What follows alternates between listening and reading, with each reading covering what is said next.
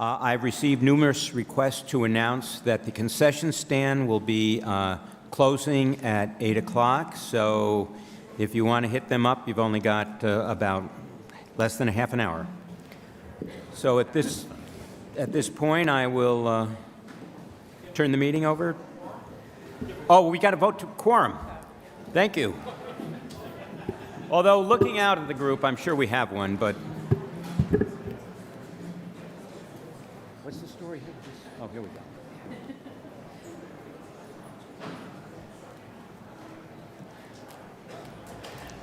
And while we're doing that, again, I'm supposed to announce that the fire exits are on both sides of this hall and at the entrance where you first came in.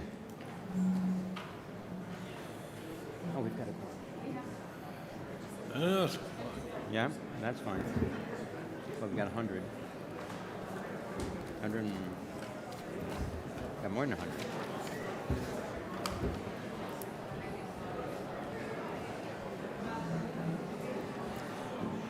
So we do have a quorum, and just for the record, I checked the service on this special town meeting, and it does comply with Massachusetts laws. So, Mr. Manager? Thank you, Mr. Moderator. We have a two-article special town meeting warrant for your consideration this evening. The materials are found both in the back of the Finance Committee booklet as well as the back of the handout on page 45. And these are matters that came up after the signing of the fall annual town meeting warrant, the second Monday in September, and they're pretty straightforward. The first one is really an expansion of an article that was placed on the fall annual town meeting warrant regarding Charles Way. And what's being sought under this article is for the town meeting to accept Charles Way as a public way and also to authorize the select board to acquire necessary easements. For those of you who are familiar, this is the layout of Charles Way. Charles Way is located off of North Road. If you were leaving from the center and heading towards Drum Hill, it's across from Colonial Drive is on your right, and Charles Way is towards your left as you're heading, again, towards the Drum Hill area. And it's a subdivision that it was approved by the planning board in November of 1984.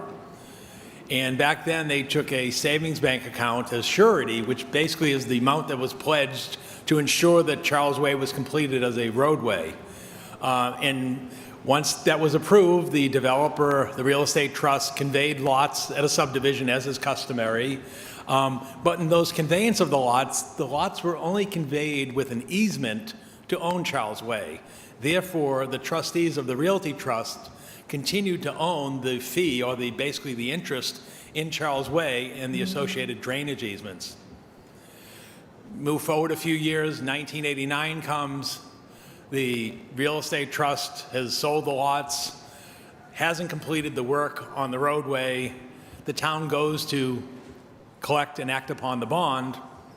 Unfortunately, under a period at that time of savings and loan crisis, the FDC had overtaken the account and the funds were no longer available to the community. So at that point, the matter stays is that, the roadway's recently constructed to reasonable standards because they put the binder down, they put the top coat down, and, residents had moved in. And it sort of drifted over the years. And when the roadway got a little worn, fortunately the town constructed the sewer project, and the town select board had the authority and conveyed a sewer easement. So sewer lines were installed, the road was resurfaced. It's kind of another Band-Aid for a few years. Well, now we start moving into more contemporary times in the last decade or so, and I've been sort of dealing with this, as been many others, for over a decade. The roadway's starting to deteriorate, and by then the subsequent property owners have purchased a home, and they're expecting the town services and maintenance of the roadway and so forth. And again, there's this clouded title and issue. And so now time moves forward, no resolution to the matter. back and forth meetings with DPW, the engineer, the neighbors, the residents, and so forth. And then a party of interest, i.e. Mr. Sheehan, who owns adjoining parcel of land that has frontage along Charles Way, receives, goes to the planning board, receives subdivision approval for his land, and he has two options on how to proceed. One is to utilize the frontage on Charles Way, or the other option is to construct a new subdivision roadway off of North Road, make another curb cut and another road entrance, and construct a new roadway. Well, obviously, the least impact as well as least expensive route is to utilize Charles Way, but again, doesn't have the legal frontage because it's not an accepted roadway, and therefore doesn't have the legal frontage to use that as frontage for the roadway. So, bringing it forward, in 2020, Select Board had brought in at that time again, and all the parties are seeking a resolution. We work with DPW, hire a private engineering firm to get a cost estimate of what it would take to bring the road to current subdivision standards. We also bring in our new DPW director, a new town engineer. They confirm the work of the engineering firm that was done last spring. And the estimated cost is approximately $150,000 to grind, reconstruct, put some survey work, some bounds and so forth, and complete the work. And basically provide it for everyone's best interest. An agreement has been signed and notarized between the Select Board and Mr. Sheehan in which Mr. Sheehan will provide the $150,000 to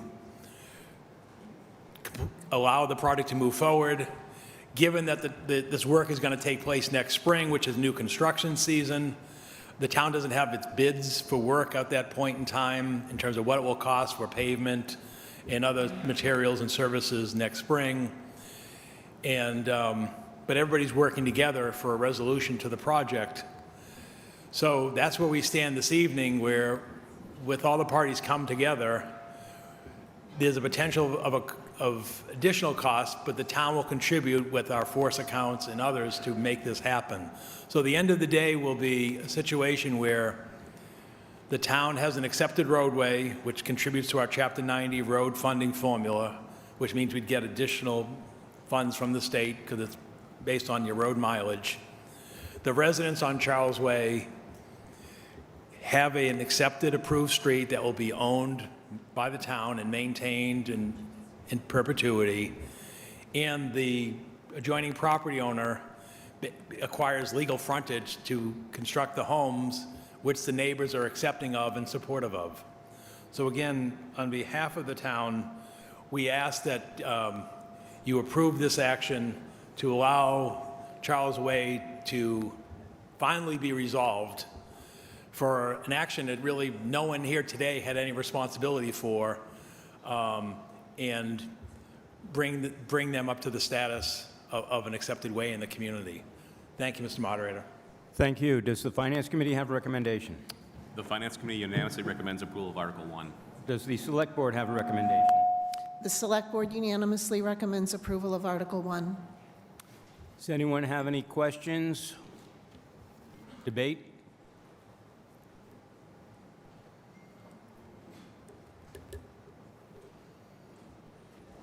Brian Latina, Precinct 9. You said that if we accept this road, there would be some additional revenue. How much money would that be? Well, we have 187 miles of local roadway, and we receive $1.2 million. This roadway is not even a quarter of a mile or so, so it's not material revenue, but on the other hand, it's not likely we'll be out there resurfacing or addressing this roadway because of the limited traffic over time. So I can't give you the precise number, but that sort of gives you the order of magnitude. Not much. Right. And you said that we're not responsible for plowing, snow plowing this or salting it. No, the town has plowed private unaccepted ways in accordance with state law.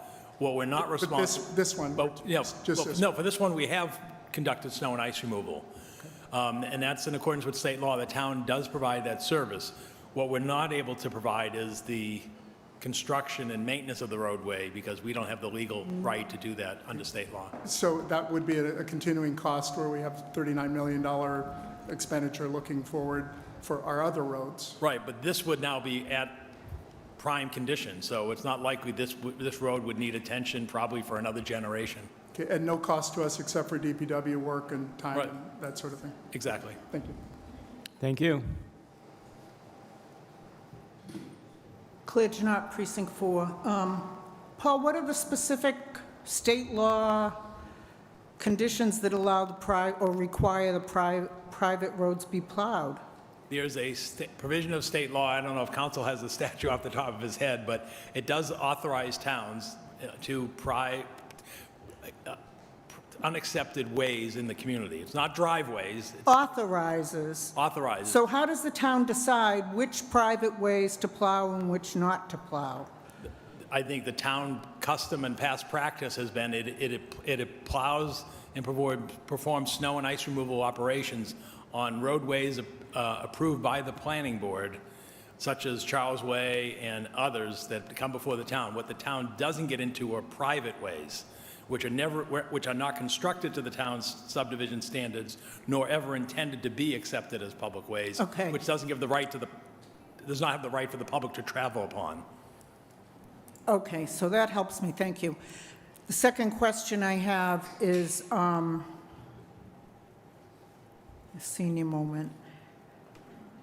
Oh, so this, back in 80-something, was just never finished, in a sense, the whole process. The money, the bond was there, and it's come to our attention for some reason. Do we know if there's many others like this that just fell through the cracks somewhere along the way? I mean, is this opening up a Pandora's box in any way? No, this is a unique case. I'm not aware of any other outstanding subdivision roadways similar to Charles Way. Okay. We have some roadways that have been unaccepted by the town that we've been periodically bringing to town meeting, but not in this unique case where there was a security held by the town, and then, obviously through no fault of the town or the funds weren't available. But there are a number, and you'll continue to see us move forward with unaccepted ways that we're bringing to the town for acceptance. So if a resident lives on an unaccepted way, but that, I don't know what plans had to be filed or approved by planning board or what, how can they check on the status of theirs and find out what would it take to get it accepted? Basically, contact DPW, or you can contact my office. We've been working on a list, and if you recall, about every year or 18 months, we've been bringing. Right, I those. do recall, Exactly, and yeah. it's been one of those sort of mysteries. Exactly.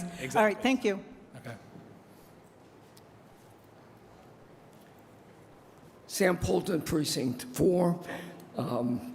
I guess through the moderator to the manager, do the residents, the homeowners on Charles Way pay taxes to the town of Chelmsford the way other homeowners pay taxes? Yes, they do. And we also sent out notice to all the homeowners there about the layout and action coming by the town meeting, and we've had no opposition from any of the property owners. But yes, they pay taxes whether it's accepted or unaccepted. So the taxes they pay are like the taxes we pay, and our taxes include having our street plowed and salted, sanded. And maintained. So this wouldn't be any different than the way the rest of us are treated. Yes. Is that true? That's correct. By and large. I mean, there are developments, as you know, such as Williamsburg and others that are not, that the town doesn't go down because those were never intended to be public ways of the community. But Charles Way, they pay their taxes and, Right. okay. That's all I wanted to know. Thank you. Thank you. Anyone else? There being none, we will now vote on accepting Charles Way as a public way.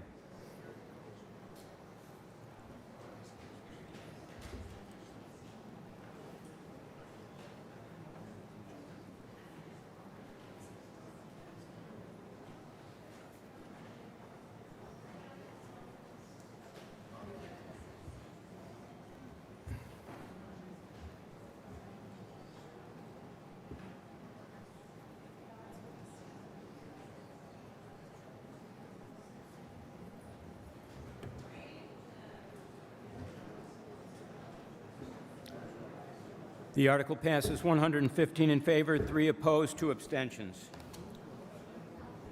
Now, Article 2.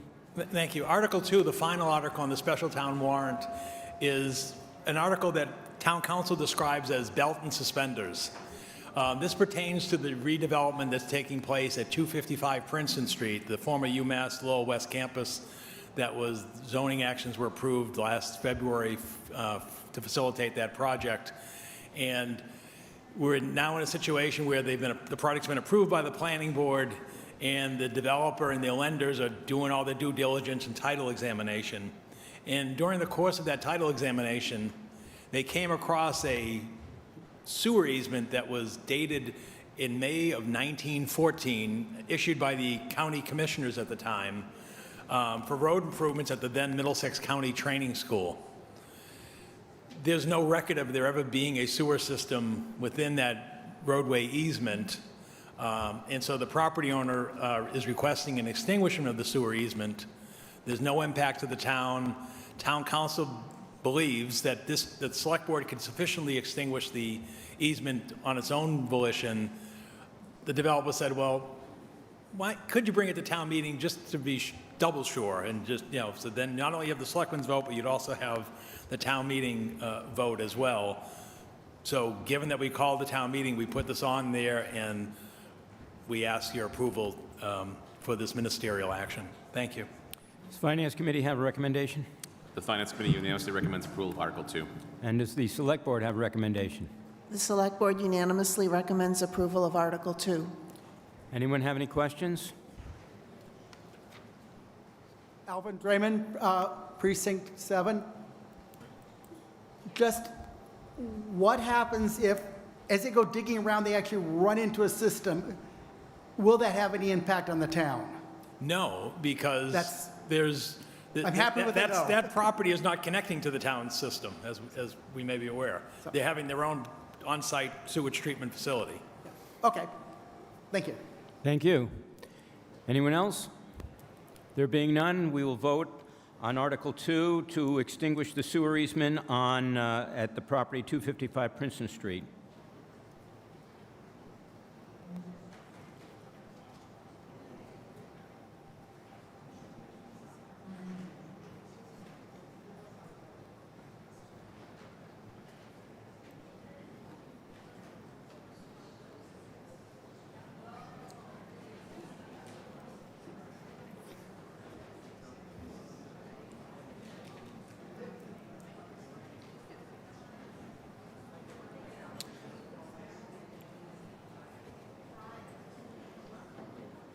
The article passes 120 in favor, 3 opposed, and no abstentions. We will now... Dissolve the warrant? Yes, I moved. Okay. We're going to dissolve the warrant, and at this point, we will resume the fall town meeting. The next 3 articles are as a result of a citizen petition, and the presenter has asked to spend about 15 minutes presenting all 3 at one time for the sake of brevity and for the sake of clarity, so that maybe some questions that might come up if he did each one separately won't come up, but he does want all 3 to be voted on separately. Mr. LaValle?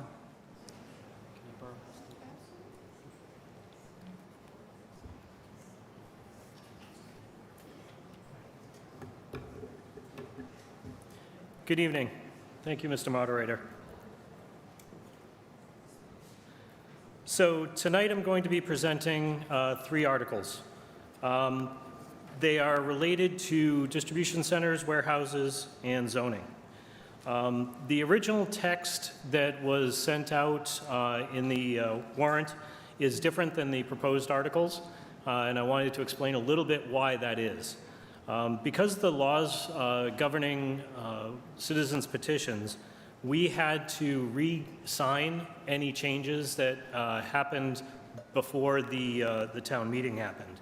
And unfortunately, because of all of the work that we were doing with the planning board and other citizens in making sure that we refined and updated the warrant articles, we weren't able to get the re-signatures. So the initial text of the proposed articles is different than what you have in the finance booklet. It is different than these slides, but these updated text is what we're going to be voting on today. So why are we here? Business models are changing, partially due to the pandemic, where companies have needed to pivot their models to survive, partially due to advances in technology, partially due to remote work, where less office space is needed, so many office parks will be redeveloped. There's more delivery of goods rather than in-person shopping, so more distribution centers are being built. Amazon is changing their business model to more smaller last-mile facilities. Because they are an industry leader, other companies are following their lead. These facilities are becoming more efficient and more automated, so their throughput is increasing. While automation is not necessarily a negative thing, this trend towards automation in these facilities changes the business models, creates misalignments with current definitions of warehouses, so we must keep them current. As a planning board member, Nancy Arway said at their September 14th meeting, we protect our neighborhoods. Of all things our zoning regulations do, we protect our neighborhoods. I agree with her. So we must keep these laws updated to protect our infrastructure, wetlands and open space, wildlife, our safety, our jobs, property values, town character, all while still trying to allow progress. We want to attract businesses that are beneficial to our town, not the businesses that are detrimental to our town. At a recent ribbon cutting for FDE Hydro on Billerica Road, the Director of Business Development, Lisa Marone, said, and I quote, "We have been working hard to attract tech and science companies to the Chelmsford Crossing area. FDE fits all the categories, and their presence will hopefully bring like-minded businesses to the area." End quote. If large distribution centers like Amazon or other companies come in, those businesses that we're trying to attract will not. Our singular one-size definition of warehouse is outdated, doesn't take these new business models into account, and really needs to be updated. The planning board did bring an overlay to town meeting a few years ago to try to address this, but that overlay failed for a few reasons. However, I believe that many town meeting reps, including myself, made it clear at the time that we wanted the planning board to go back to the drawing board and come back with an improved proposal to address warehouses and distribution centers. It's been a while and nothing's been done. So now we're starting to see these projects being proposed that take advantage of this inaction. These articles are being brought forward to start to address and protect our neighborhoods. So before you today, I'm proposing 3 warrant articles to help these concerns. It's not going to be perfect. We will not address everything since we cannot predict the future, but it's a good start and a first step that must be taken now. The initial definitions of this proposal were based on Acton's definitions, not the permissibility, as a model. They're a very similar town to ours and very similar in strategic plans. I then also included components from definitions of distributions and fulfillment centers that Prince William County, Virginia developed in 2020. This helped provide additional clarity in the definitions and address many of the comments and concerns raised in the first public hearing meeting on these proposals. Then looking at the impact in our town, the use table recommendation was developed. I incorporated a number of suggestions and adjustments from residents who spoke at the public hearings and who contacted me directly. I also incorporated most of the edits and suggestions from Evan and the planning board members. Throughout the process, I've also been compiling the FAQ to address other questions and concerns that people have had. That has been emailed to you, all town meeting reps, and it's also in the FinCom book. So this brings me now to the updated articles. So the first article is to define warehouse. For this article, I have some explanation on the next slide. So since you have it in the handouts, I'm going to leave this slide up and talk through it. So this article distinguishes lower impact warehouses compared to the higher impact distribution centers and fulfillment centers. The warehouse is defined as a facility for storage and bulk shipping between business to business as its primary purpose. The definition does not include facilities that are primarily meant to transfer or distribute goods and material to consumers. and this does not change the permissibility for warehouses. Anything covered by this definition of a warehouse is still permitted in our zoning as they currently are. Article 22.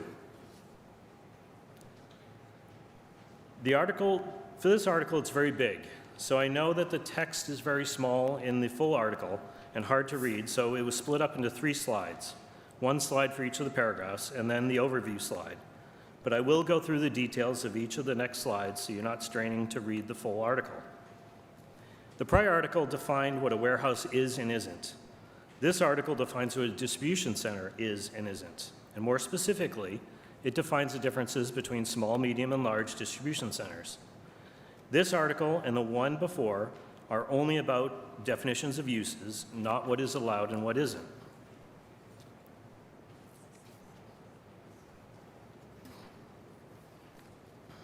So this is the full article, as you can see. So let me take a look at one of the 3 paragraphs. This is the small definition.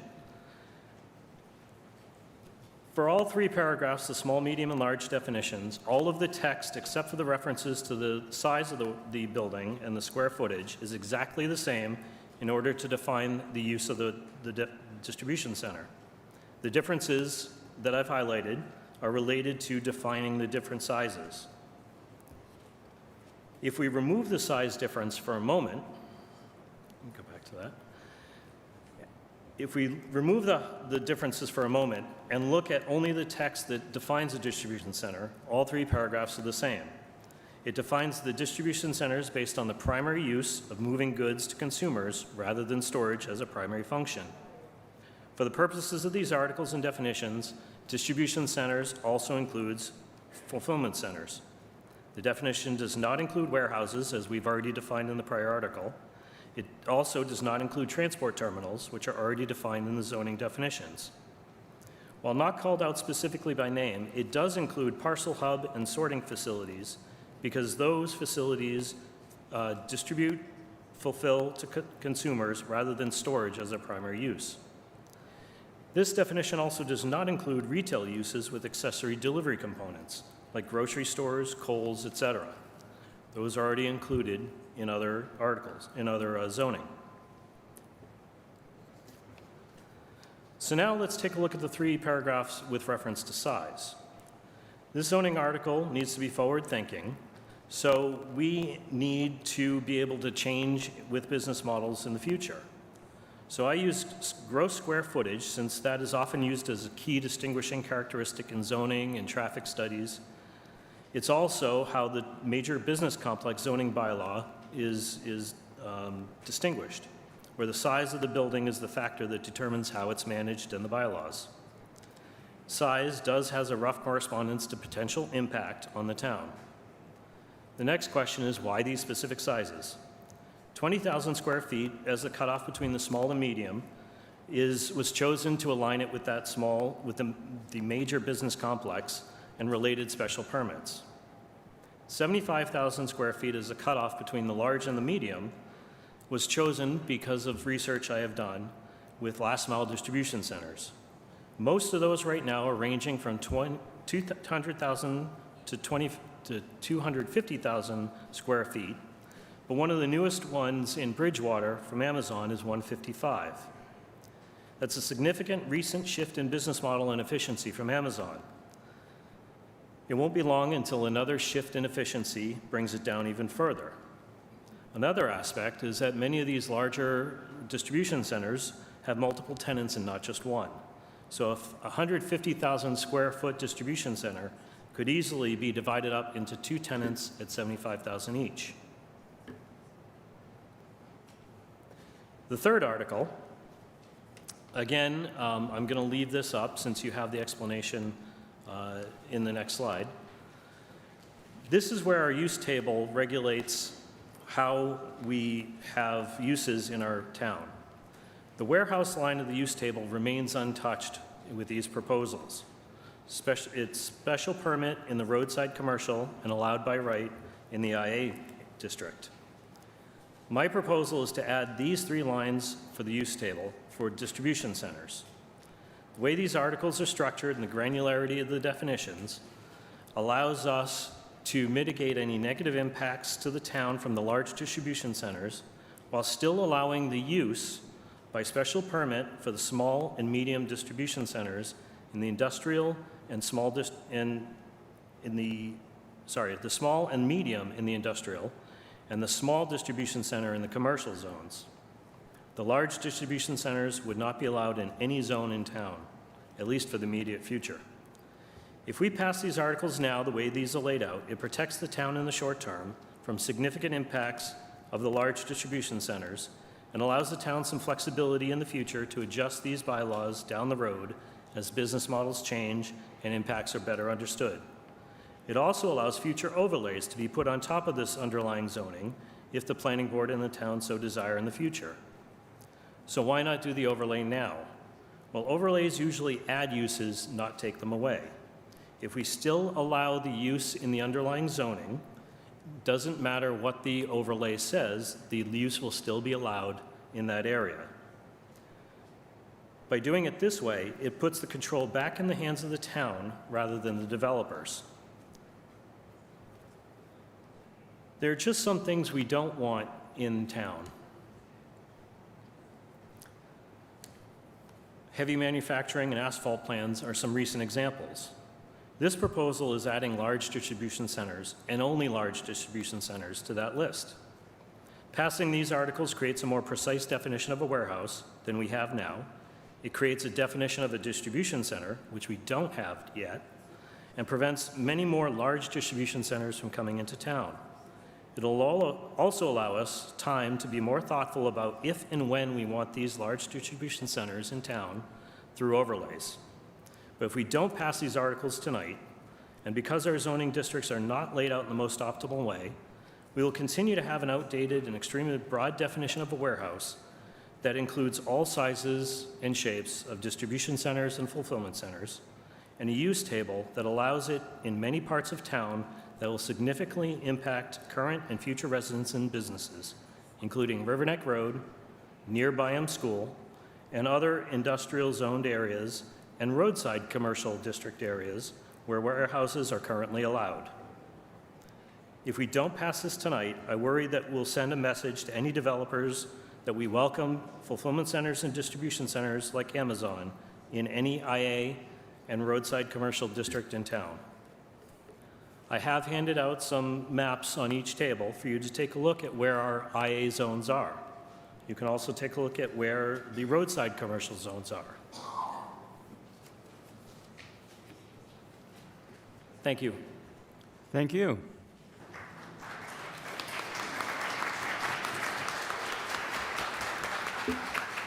With respect to Article 21, does the Finance Committee have a recommendation? The Finance Committee unanimously recommends approval of Article 21. Does the Select Board have a recommendation? The majority of the Select Board recommended against Article 21, with 1 in favor and 4 against. Does the Planning Board have a recommendation? The Planning Board considered all 3 of these together and voted 4 to 3 against supporting them. Okay, so you didn't vote on one as... That's my recollection. Okay. We did them. So Mr. Moderator, the Select Board's vote was also with all 3 bundled together. okay. So the reps will understand that. Okay, thank you. Anyone have any questions or...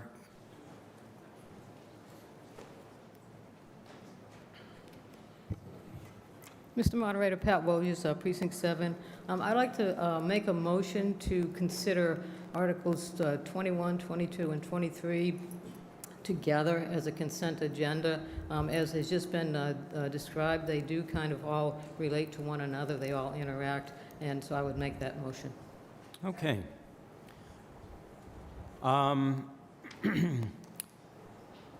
We will now have a discussion on the motion.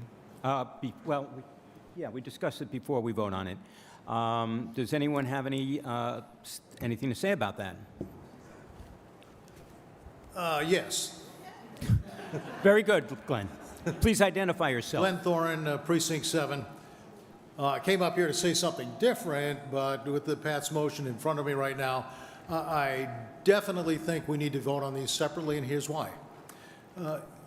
I come from a background where I believe that words mean something. You can start the clock if that's worthwhile, because I don't have any questions on this. I thought the presentation was excellent. Words mean something, and if you don't properly define the way you want your town infrastructure to look and what it consists of, you're bound to end up with something different. I thought the definition of the warehouse was well done. More long-term storage, not delivering directly to consumers. So I'd like to vote on that to get that definition locked down, because that's what I think a warehouse actually is. With respect to the distribution centers, we have no definition. Now, whether we split it up into 3 different sizes or not is worthy of discussion. I'll be happy to do that at that time, but having a definition for a distribution center, which is becoming very, very commonplace these days, is something we need to have. So irrespective of whether we rezone to accommodate warehouses, not warehouses, distribution centers, you know, we ought to get the definitions locked down. That's why I think we should vote separately on these articles, get some progress to the definitions for warehouses and distribution distribution centers, and so that we have the words that we need to define the zoning in the future. So those first 2 articles to me have an extreme amount of merit.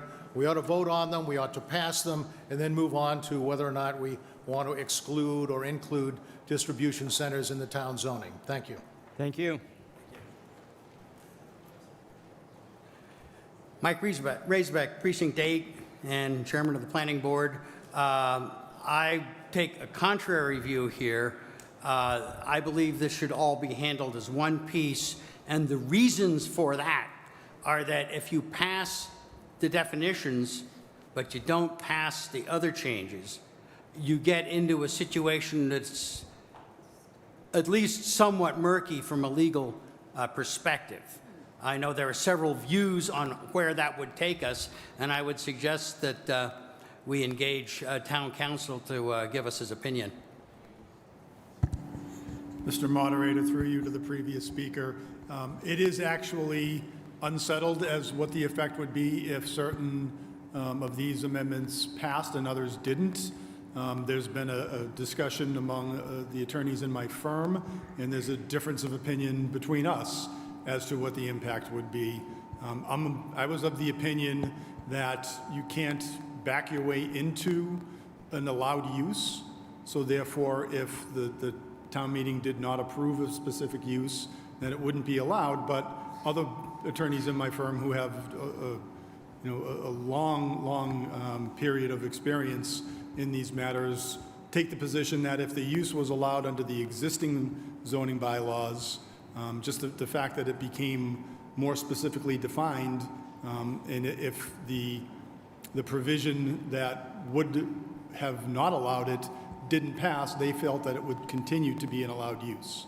So it's unclear as to what the result would be if we had conflicting votes on the different articles. Okay. Next time, take your hand away from it. Thank you. Okay, thank you. Mr. Moderator, Chris LaValle, Precinct 10. I actually agree with the first speaker and have a different view than the planning board, the current planning board, I should say. I actually structured these articles based on a precedent that the planning board set back in 2012 Springtown meeting, where after the 2010 master plan, there were a number of zoning changes and proposals to both the definitions and use table, and they presented the articles in 2 separate articles. The first article is all of the definitions. They changed 25 existing definitions, created 16 new definitions, and deleted 3 definitions in Article 25 of that town meeting. And then the very next article, they voted on the changes in the use table, revising 22 existing uses, creating 20 new uses, and deleting 2 existing uses. So as you can see, the changes between the two articles were not nearly as aligned as these are. And those 2012 changes were more complex than what I'm proposing today. The vote on the two articles back then was very similar. And I also expect pretty similar votes on all of these today, because if you're in favor of one, it is unlikely that it's going to vary too much between all of them. And in addition to that, taking all three articles separately would allow us to thoughtfully amend the following articles if one fails or if one passes with amendments. So it will allow us some thoughtful step-by-step process in order to amend the other articles if we absolutely need to based on the passage of the prior ones. Thank you. Thank you. Kathy Duffett, Precinct 5, I believe, formerly 7. You can start the clock. I would recommend voting on these as 3 separate issues because there's a lot of information, and you can see by the various votes from the various boards that there was close disagreement. So I feel, not agreement, disagreement, discussion. So I feel that if you take them as 3 finite items, then the conversation won't be blurred. You can focus on this, and then I think it will be a more comprehensive discussion and perhaps will go smoother. So you're just focusing on one item at a time. So I recommend voting against this amendment.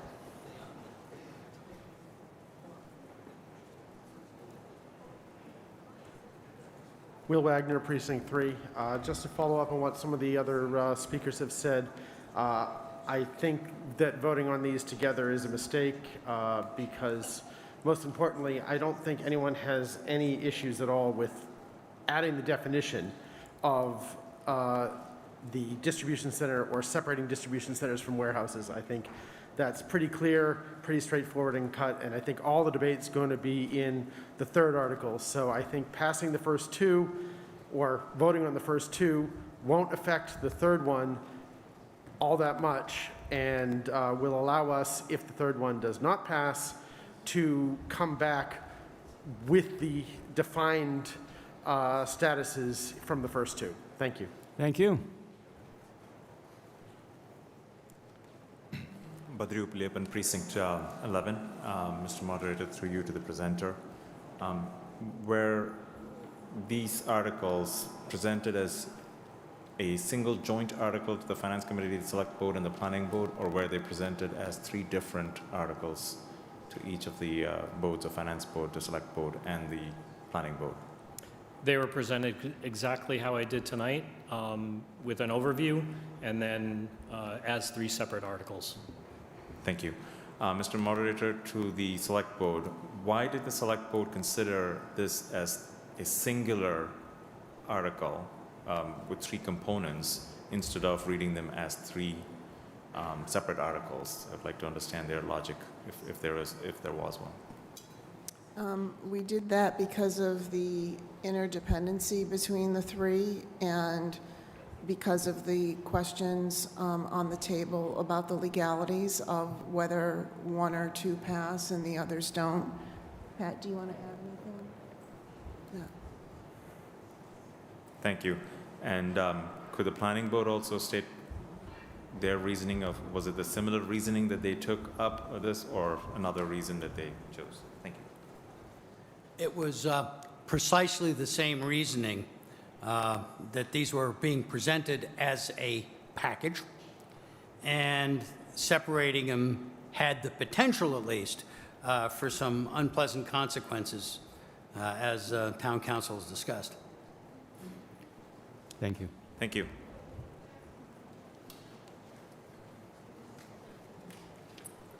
Brian Latina, Precinct 9. We have a lot of really smart people in the room, and taking little bites of a complicated issue like this makes all kind of sense. The number of planning board meetings that the presenter went to and presented and changed it based on the planning board's discussion, and then financial discussion, and then the Board of Selectmen discussion indicates that it's probably a good idea to take it a little bit at a time and understand it. I'm completely against grouping them all together and doing that because we're looking at it at one point in time. So let's leave it the way it was designed, as 3 separate pieces. We're a good, smart group, and it's time for us to vote on whether we want warehouses in our town or not. Thank you. Hi, Anita Tanini, 8 Columbus Ave, Precinct 10. I also sit on the planning board. I just want to make a slight correction. The planning board did not discuss legality when we voted on all of it together. Rather, they felt that it was one article, and we all had strong opinions, so we voted. No legality was ever brought up.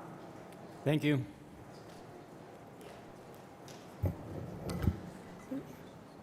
Diane Baxter, Precinct 9. I just wanted to add what...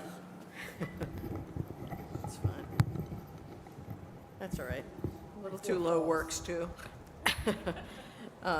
Just wanted to add sort of what, along the lines of what others have said.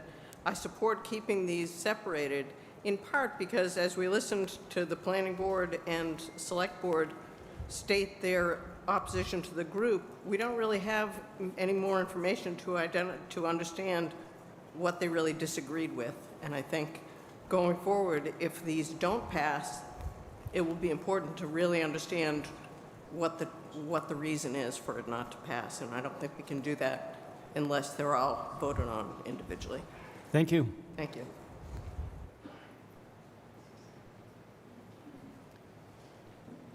Okay.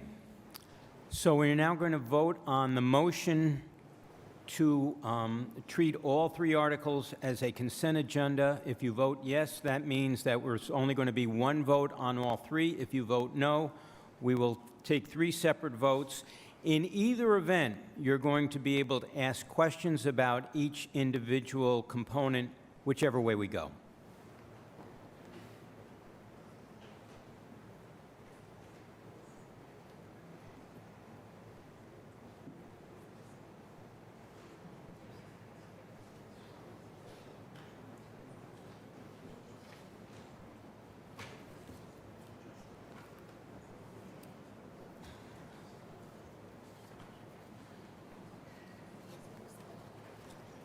So the article fails, 21 in favor, 103 opposed, no abstentions. So we are now going to engage in discussion regarding Article 21.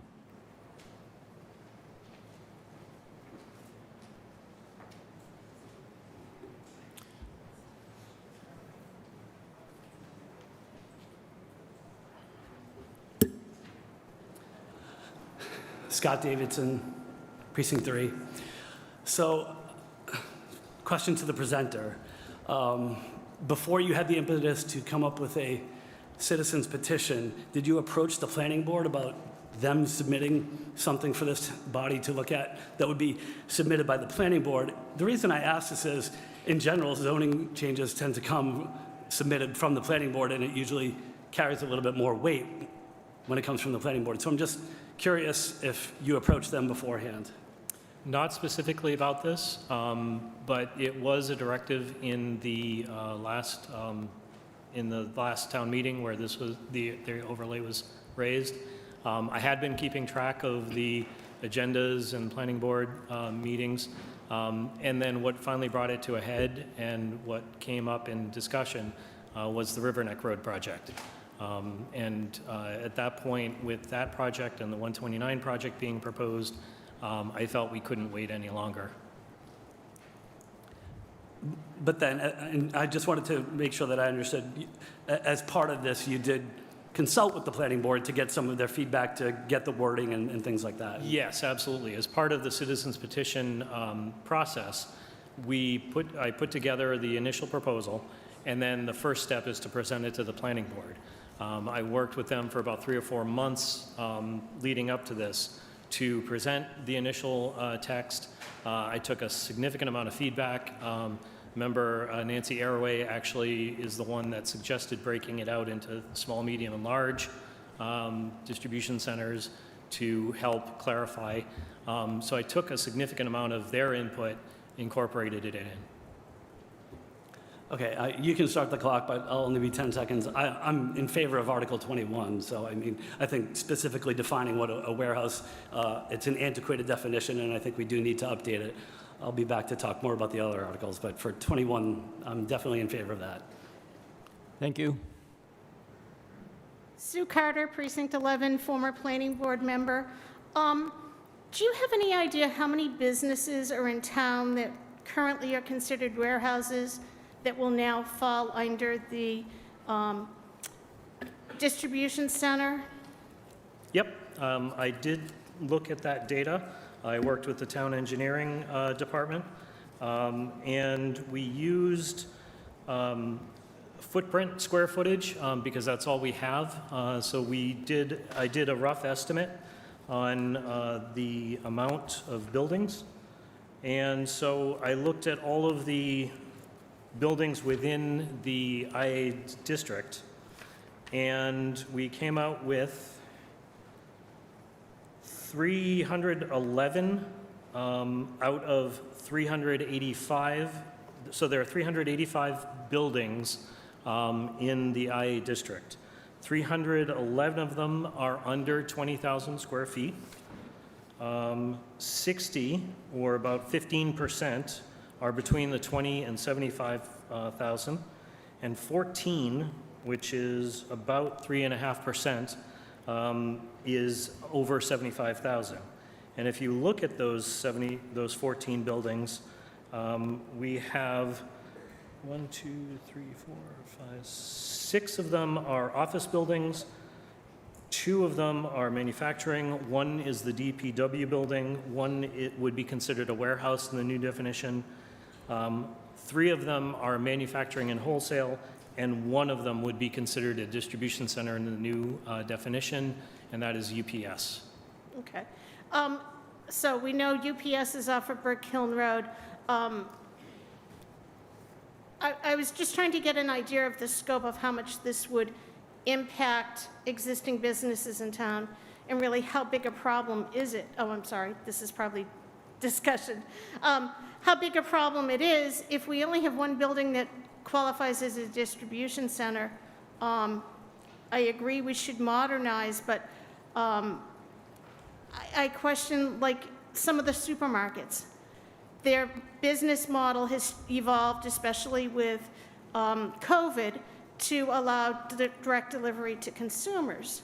So I'm just concerned that we've got this such a tight definition that we may be limiting businesses' ability to survive within our town, and they may move out. So that would be my concern, as an example, pea pods. It wasn't, it was kind of a novelty before COVID and then became more prevalent with COVID. So are we tying our businesses' hands by giving it such a tight definition? And that would be my concern with this. And it sounds like we really only have 1 building in town that would qualify as a distribution center. And I know UPS was subject to a lot of special permits. That was before my day on the planning board. And I guess I'm torn on this one. On the definitions, I think we do need to update it. I have other issues with the other articles, but thank you. Thank you.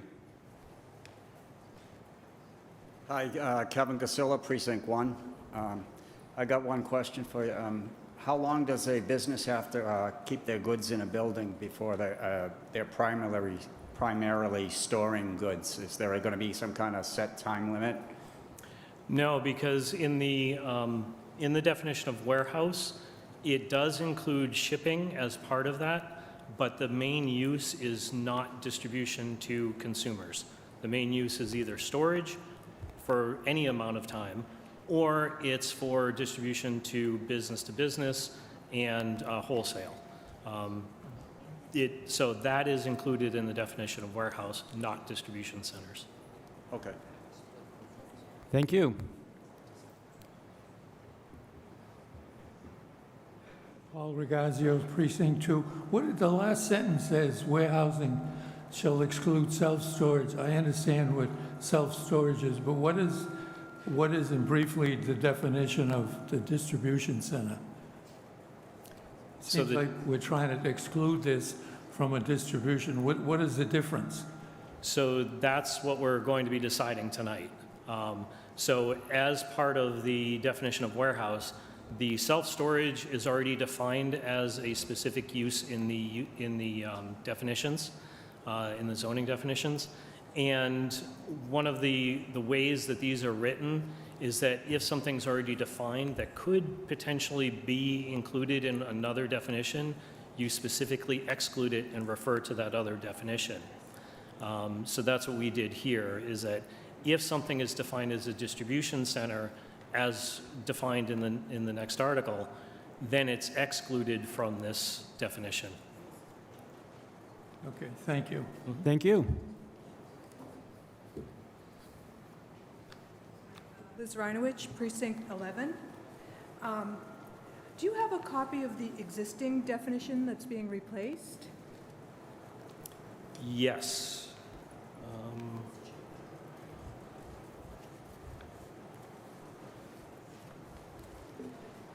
I have it, but I don't have it here. Okay, well, I guess we're going on to something new anyway, but, and I'm just curious, why didn't you define warehouses as small, medium, and large as you did the distribution centers? Because the impact, it's really about the impact. And the impact of warehousing is not the same as it is for distribution centers. So I really didn't want to touch I wanted to clarify the definition of warehouse, but not really restrict it or redefine it in a way that would limit storage of goods within Chelmsford. So it can be as big as anything? It can, but there are special permit regulations for warehousing. And, you know, the storing goods, what does that really mean? Like, how long? It can vary, but it is based on the business model, and it is a lower impact use than distribution centers. So it's really about warehousing and the traditional or the updated definition of storing material for any length of time, and for the wholesale shipping. Oh, okay, so I don't know whose business model you're defining that on, so it could be there for an instant. It doesn't have to be stored for more than a second. It could go in the door and out the door. Yeah, but it's really related to wholesale and business-to-business commerce as opposed to the retail or the consumer shipping. Okay, so you can't ship from a warehouse to a distribution center? Excuse me, can I ask you? Oh, I'm sorry. Yeah. Thank you. So I guess my final question is, are you saying you cannot ship from a warehouse to a distribution center? No, you could. Oh, okay. It's really the primary use of that building. So you can do business to business, and that would be a shipping to a distribution center. So this warehouse could ship to any of those small, medium, or large distribution centers? Okay. Okay, thank you. Thank you. Sam Polton, Precinct 4. In listening to your presentation, which was excellent, thank you. What I didn't hear, but what seems to be suggested, and please let me know if I'm correct, warehouses would have fewer truck trips than a distribution center. It sounds to me as if a distribution center is going to have up to 24 hours of trucks coming and going and other things coming and going, where a warehouse, things would be delivered to it, they'd sit there, and we wouldn't have all that traffic. So what I haven't heard is the difference in traffic. Am I correct? Yes, the throughput and the volume that a distribution center handles versus a warehouse is significantly different. And so the throughput of a warehouse is lower, and that means that the impact to the surroundings is lower. It's less traffic in terms of truck, it's less traffic in terms of car, and it's less impact related to noise and business hours. And if that's correct, I'm also assuming that when you have 20, 75, and over 75, there is a direct correlation between size and number of trips. Is that correct? Yes. As part of the process that I've been researching for the Riverneck Road project, the traffic reports that the engineers do is based on the inside use, and it's based on the size of the building. So a 1 million square foot building would have a significant higher throughput and traffic impact than a 75,000 square foot building.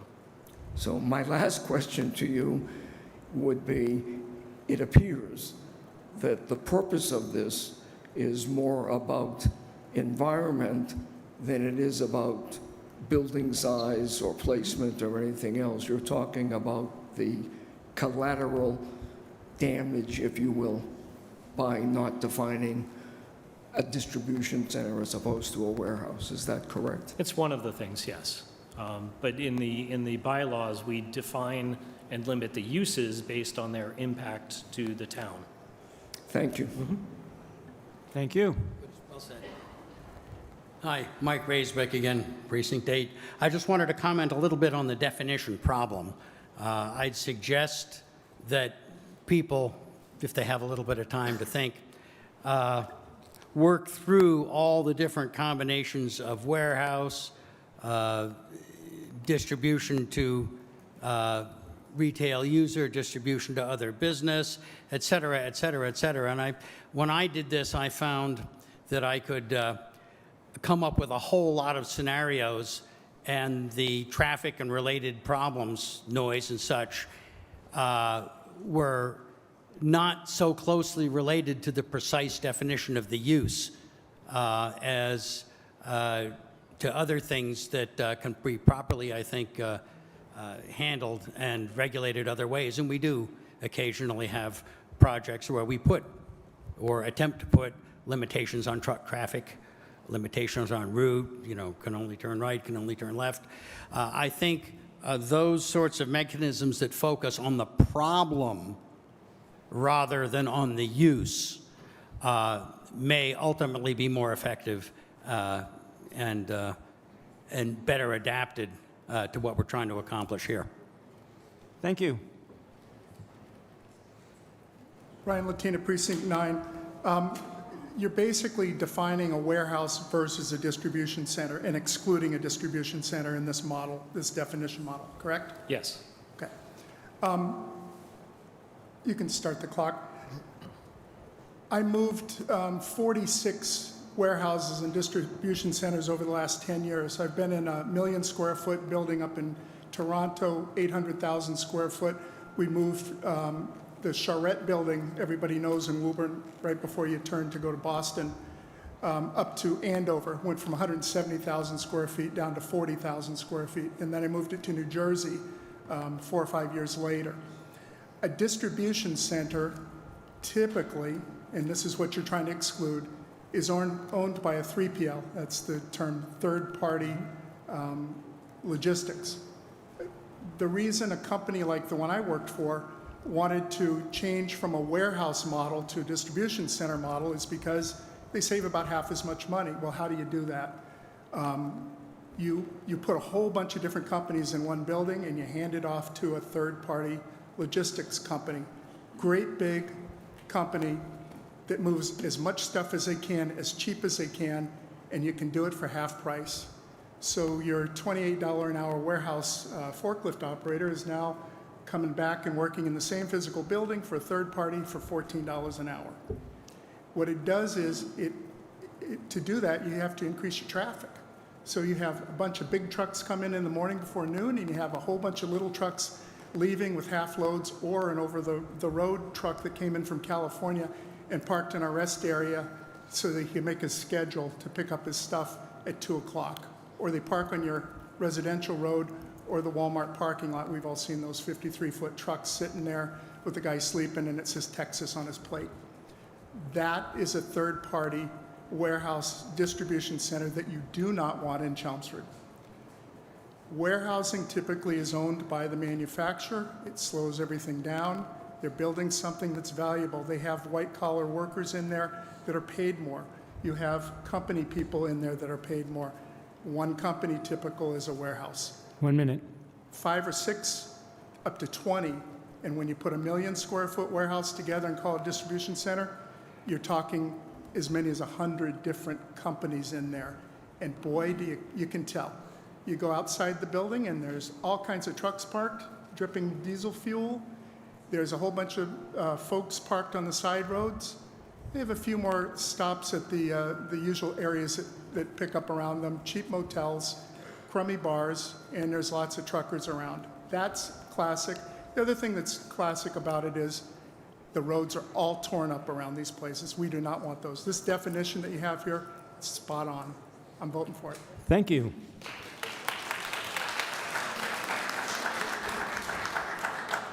Glenn Diggs, Precinct 2. I have a question that I think is best served by Town Council. It refers to warrant Article 21, but it also takes into consideration 22 and 23 also. Am I correct in assuming that if town meeting passes any of these, that existing businesses in town that may fall outside the lines really has no bearing, it's only on future business? Mr. Moderator, through you to the previous speaker, that is generally correct. The only thing that I would say is that existing uses may be limited in their ability to expand the nature of that existing use if this zoning bylaw does pass. Because what it would do is it would make those uses pre-existing non-conforming uses. And a pre-existing non-conforming use may change gradually over time, but larger changes might not be allowed. But even proposed projects such as Riverneck Road, because they were presented before these passed, these wouldn't really apply to it. It's a little more complicated than that. So the Riverneck Road project, my understanding is that they filed an A&R plan, so that freezes the zoning for 3 years. So this would not apply to them for the next 3 years, and that would give them additional time to complete their permitting. Otherwise, it would have applied to any project that had not yet received a special permit or building permit. Thank you. You're welcome. Thank you. Sue Carter, Precinct 11. I'm just trying to go through in my mind different businesses and how they would fit, whether it be warehousing or distribution. So looking at this, my example is Staples. We already know we have a retail store in town, but if they had a storage facility in town for their goods, they deliver to my business, so that's business to business, but I also have it delivered to my house. How would a Staples, would that be considered distribution or warehouse? I mean, So with that example, along with Peapod, if the delivery component of the retail is part of that facility, they would not be part of the warehouse, and they would not be a distribution center. If you look at the next definition that I have, they would be retail with a delivery component. So they would be still covered under the retail zoning. okay. Thank you. Thank you. Claire Janot, Precinct 4. I'm not sure, it's not a question, it's an answer to a prior question. I had the same question. The existing language for warehouse might be useful to share. It's one sentence. It says, "A building used primarily for the storage of goods and materials for distribution, but not for sale on the premises." So that's the existing definition in the current zoning code. I would like to poll the planning board and understand how each person voted and what their reasoning is before we go further. Okay.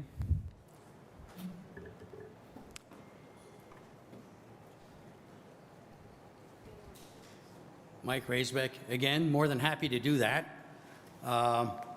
There are 5 of us here tonight, so you'll get at least 5 statements from it.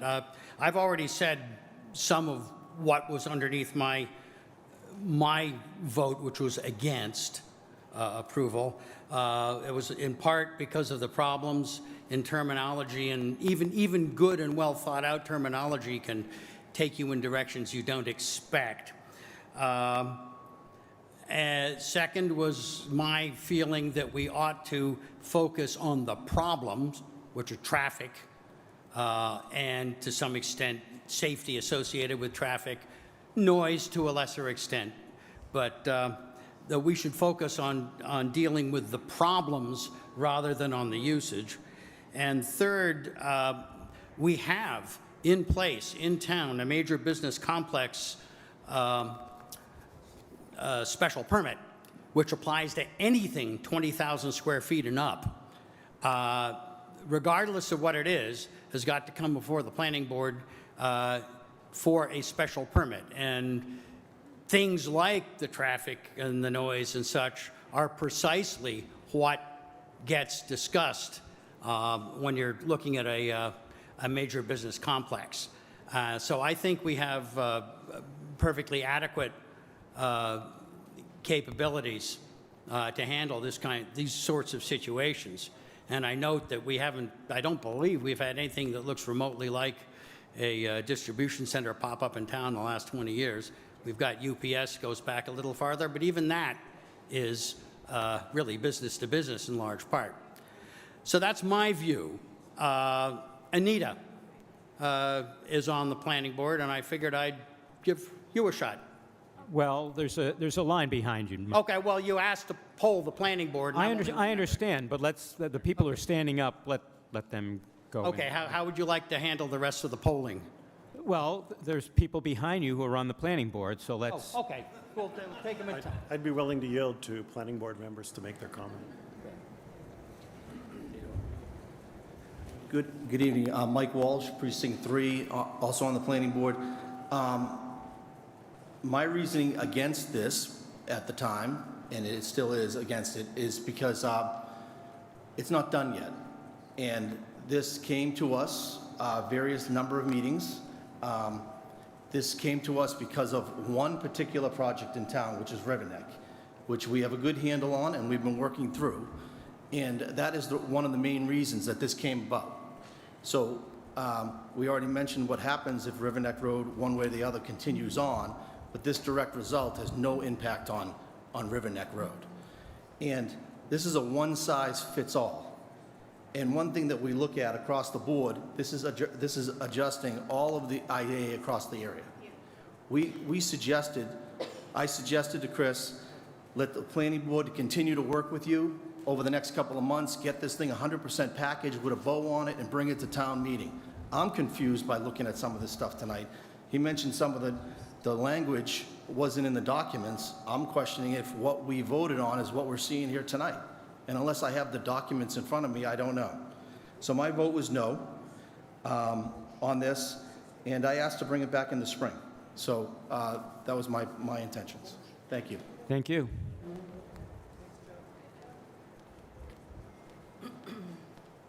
Deirdre Conley, Precinct 9, and planning board member. So a couple things I wanted to speak to. One is that Chris had outlined, I voted in favor of, I support these articles. Chris had spoken about the primary use, and there's been some time spent talking about, in my opinion, elephants and zebras, but I think at the end of the day, if you exclude businesses, if you exclude from warehouses, everything that's primary use is distribution for the sake of distribution, like a UPS or an Amazon, then you don't have to worry about those zebras and elephants, in my opinion. Second of all, the traffic is certainly not the only issue brought about by large-scale distribution centers. I ran for the planning board because I watched a project in the center that dragged on for 15 months, I think, from the time it was originally presented until it was voted upon by the planning board and thankfully denied. But the problem is that while we do have tools in our toolbox like this major business complex special permit, that's still requires the residents and the abutters to come to Wednesday night meetings for up to a year. It's grueling.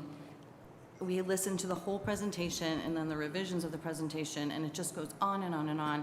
And in my opinion, there's things in this town that whatever, I don't want them. I don't want an asphalt plant, I don't want a girly bar, and I don't want a very large distribution center. I think that it's maybe, I don't think that people object to the way this was brought, that it came out of the River Neck Road project. But I think that was really organic. I mean, I think that town meeting said no to the e-commerce bills that were brought, articles that were brought 18 months ago. And it was my expectation at that time, and I think many people's, that we as a planning board would tighten it up and do a better job of excluding distribution centers. And as that hasn't happened, and in my opinion, you can draw a straight line from when we turned down that to the fact that we now have 2 projects before us, and I'd rather it not be 5 or 6 by the time spring town meeting comes around. I feel like this is a major step forward. It's a major improvement from the protection that we do not have now from these large distribution centers, and we are perfectly capable of continuing to work on it and perfect it and hone it. But in the meantime, we've taken a step forward and put something in place to give some protection to the neighborhoods. And at the end of the day, that's why I ran for the planning board, because I want to be a voice for the neighborhoods, the abutters, and try and have some protection from the developers. Thank you.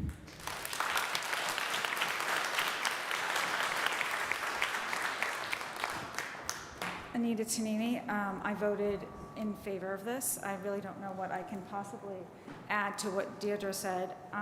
We do have 2 distribution centers in front of us right now. I also live in East Chelmsford. I don't live far away from UPS.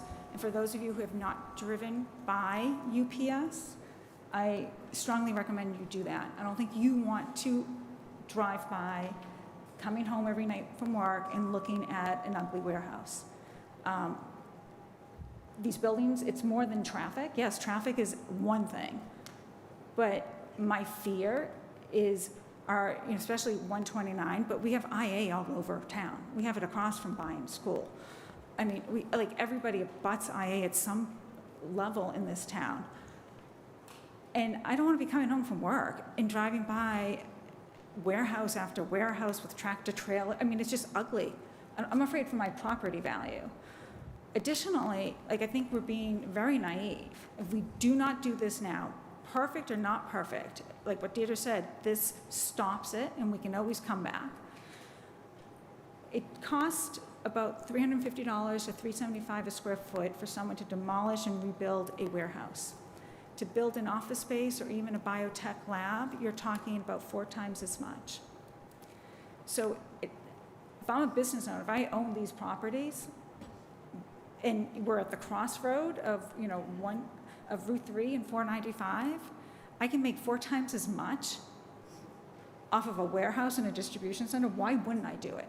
And for us to sit here and be naive and think that we have all the time in the world, we don't. This should have happened 2 years ago. And now we have a bunch of residents and citizens of this town who have worked really hard, have their homes, and have been fighting the planning board for the last 12, 15 months. I mean, that's not right. So that is why, and quite frankly, I think there's no downfall to this for all of these articles, quite frankly, because if there is the right business that is large, that wants to build a 250,000 square foot distribution center, this puts the town in the bargaining. Like, we drive the bargaining. They have to work with us, as opposed to always being at the beck and call of these developers, and we can't do anything, and we're hoping, we ask them to, please look at this, and we try to, but we can't. This puts us in power.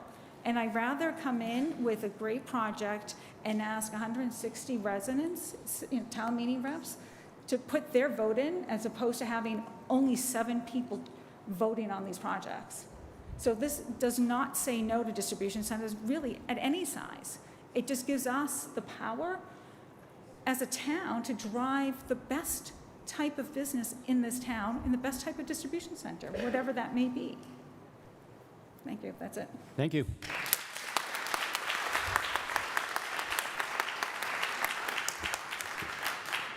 Chris Ladali, Precinct 10.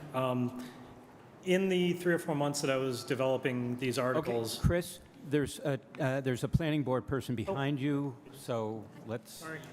Thank you. Nancy Arroway, Planning Board. So there were, I think, 4 reasons that I voted no on this. I was part of the master plan development, and one of the strengths of this town that is identified in the master plan is that we are at the crossroads of highways. And, you know, this is a strength and a curse, but it identified that we have the opportunity in the new internet world to expand our industrial base based on the movement of goods, because we're at the crossroads of highways. It is our primary opportunity going forward to bring new businesses into town. So Route 29 was built up in the 70s because we're at that crossroads. It was a good place for people to travel into. But it was built on technology, and the young people, the techies of the 70s, were moving out of the cities. That was the era of the busing and crime in the cities. Today, the techies are moving into the cities. They're looking for environments and culture that they can only find there and they don't find in Chelmsford. So we don't have a way to attract that worker base. You don't see new biotech companies moving here. Our SIP contribution to our tax rate, to our tax base, used to be 27%. In other words, 27% of our income came from our commercial industrial uses. Today, that's 17%. Of the almost $8,000 average tax bill, $1,000 of that is currently being assessed to our households to make up for that lost 10% from the SIP rate. It's a big deal if we lose our business base. The storage and movement of goods is important to our ability to keep our residential tax base in control and to keep our, I don't know, bottom 50% of our household income populations still able to live in Chelmsford. That's the first reason. Second reason is because we do have the major business complex part in the bylaw, in the zoning bylaws, where anything over 20,000 square feet comes for a special permit. Now, what that means that Mike didn't explain is that any commercial industrial use that is 20,000 square feet or more not only has to be looked at in terms of their layout and their traffic flow and their landscaping and whatnot, but it has to be looked at for the impacts on the community that it's going into. That particular use in that particular place. So even if a use is allowed in the use tables, it can and has been rejected by the planning board because it didn't fit where the developer wanted to put it. An example of that was the apartments behind Oddfellows. So I believe the second reason is I believe we already have the ability to control these. The third reason is that when Chris came to us to review these. We advised him to revise it to address the traffic problem, not the use internal to the building. Zoning addresses external impacts, not what you do inside. We have absolutely no mechanism from the standpoint of the planning board or the building inspector to assess a company's business plan and who they're making sales to. We can't do that. Business models today are so diverse that you cannot wrap a succinct definition around one business type versus another. So, as these definitions are written, they're not doing what you would think they're doing.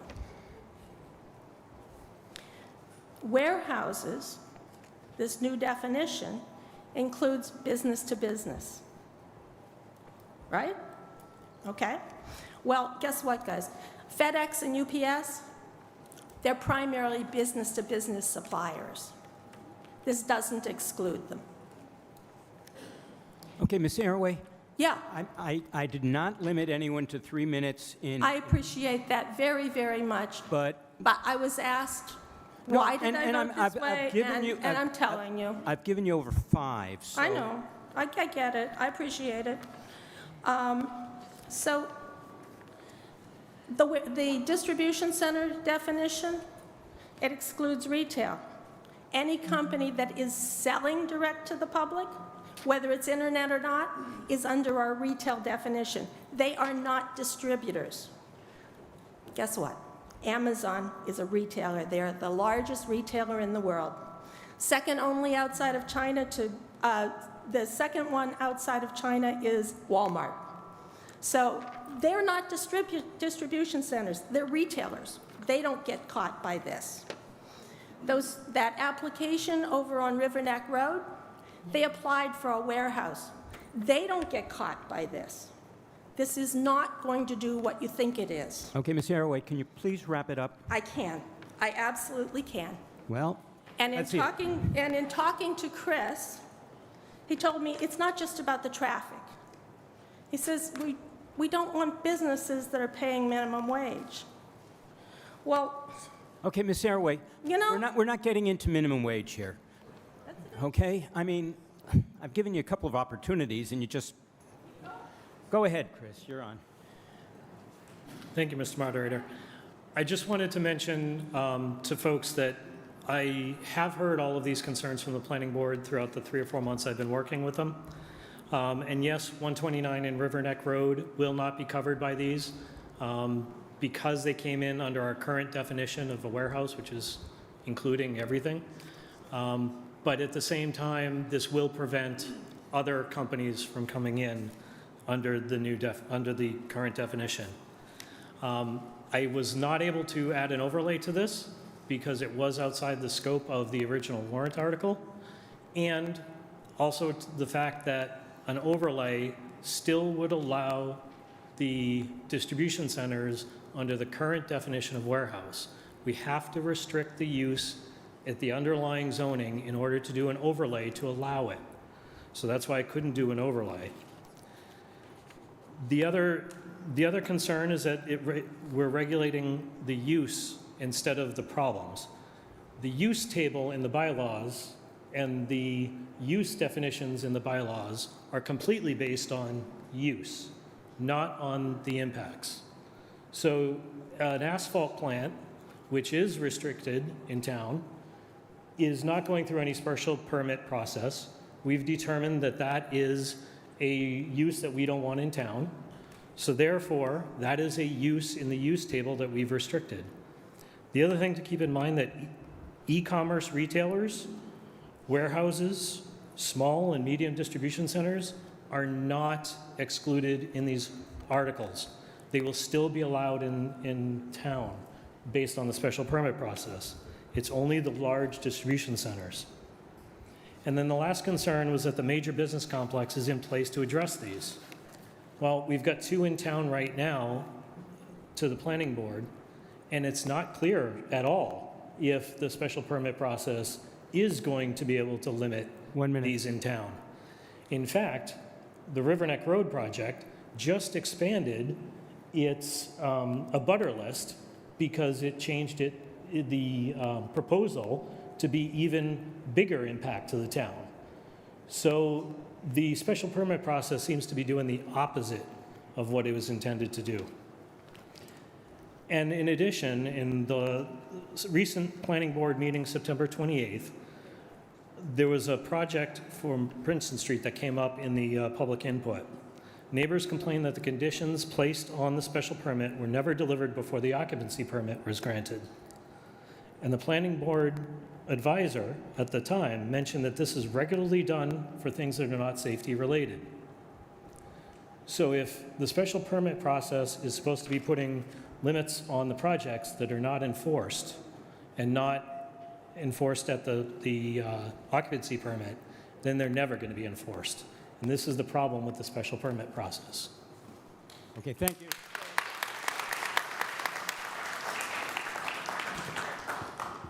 Good evening, Mr. Moderator. John Souza, 88 Carlisle Street, speaking as a resident this evening.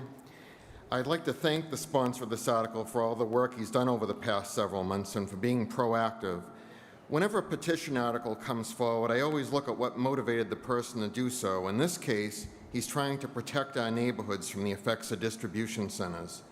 As many of you know, Chelmsford was a quiet little town before Route 495 and Route 3 were constructed in the 1950s and 60s. And because of this heritage, in my opinion, our secondary roads are not designed for heavy volume truck traffic. Our roads are not laid out in a grid pattern with multiple turning lanes like you'd often see in other states. I've heard someone ask at a previous meeting, how do we know that we don't want a large distribution center to come here and promote business? My neighbors and I in East Chelmsford already have experience in this area, and we have the answer. Many of us are located near a major hub for a major carrier. No names, but most of the trucks are painted brown. It's a 24/7 operation. Anyone that wants to experience what this is like is welcome to park in my driveway between 6:30 a.m. and 9 a.m. I'll even give you coffee, and you can see what heavy volume truck traffic brings. It's not just the delivery vehicles. It's hundreds of employees that are traveling at high rates of speed to make it to work by the start of their shift. The same thing occurs during evening rush hour. Many days, it's just a challenge to enter or exit your driveway. If these articles are not approved tonight, I can tell you what likely will happen. The petitioner's work will be shelved until the next proposal to build a distribution center comes along. And as previous speakers have said, although this won't affect Route 129 or Riverneck Road, my hope is that we can prevent something else from occurring in another part of town. There are IA parcels all throughout this town. If you live in East Chelmsford, North Chelmsford, South Chelmsford, or the Westlands, you could be affected by this type of development. 1 minute. Yep. Once it comes to your neighborhood, it'll be changed forever. So I ask you, please support Articles 21 to 23 tonight and protect our neighborhoods. Thank you.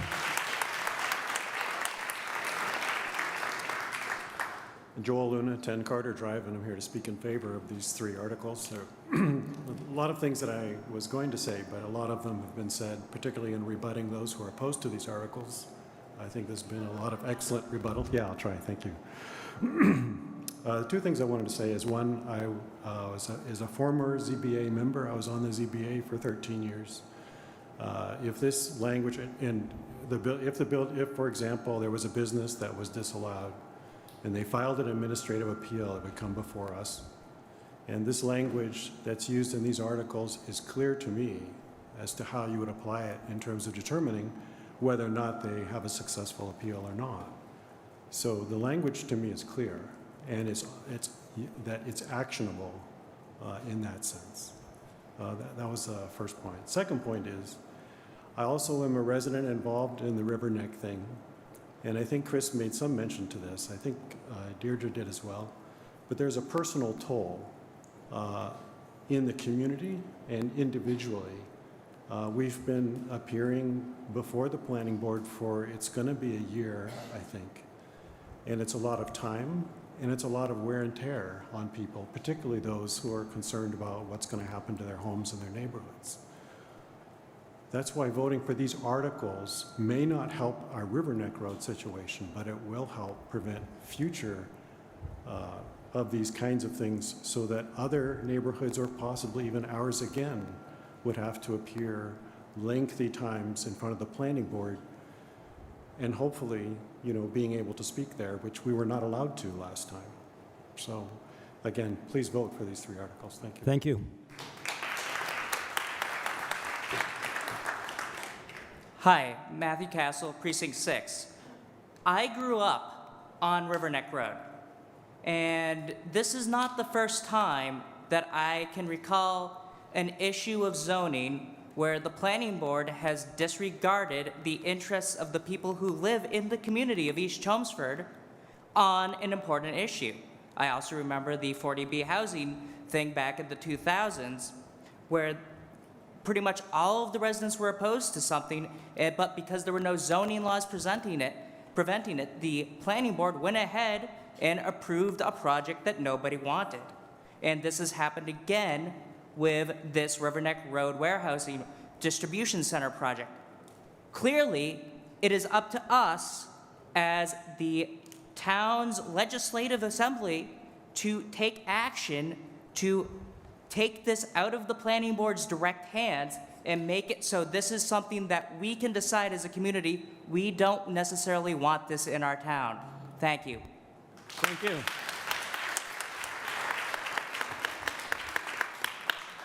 Kathy Duffett, Precinct 5. I would encourage people to support this and subsequent articles. The presenter has done a thorough job. He's met and conferred with the planning board. He's even incorporated some of their suggestions into his plan. And I think that is commendable and should be applauded and supported. Furthermore, I feel like the delay for some waffling on language could cause undue inconvenience and problems with additional warehouses. So I feel that we should pass this now, give the planning board the tools to be able to address this issue as the town wants. And if they want to parse the words, enhance the words, or make them stronger, they are completely capable and highly capable of doing that. So I hope you will support this. And I do have a small sense that some resistance on the planning board might be about whose suggestion this is. And sometimes a good idea is just a good idea regardless of who came up with it. So support this endeavor. Thank you. Glenn Thorin, Precinct 7. I'm easily confused, so I'm going to try and, at least for my own benefit, simplify this a little bit. We're looking at Article 21 now, and we've debated Article 22 and 23 more than we've talked about Article 21. So this is the first step, and with the previous speaker having read the old definition of warehouse, this is much better than the old definition, which, as I heard her read it, it would allow just about anything. So this clearly needs to be put into the bylaws as a definition, zoning bylaws as a definition for a warehouse. The next article, which we've talked about more than we've talked about this article, is, I still think, and I'll say it again, an excellent definition for a distribution center which didn't exist when the bylaws were put together. The article that follows that is a different story entirely. Having passed 21 and 22, which we should do and I endorse, the next article about zoning. Let's try to stay on 21 because, I mean, And I'll come up and speak. we've sort of beaten this horse. I will come up and speak on zoning after that. So again, I will vote for this article. I hope you do too, and the next one, and the one after that.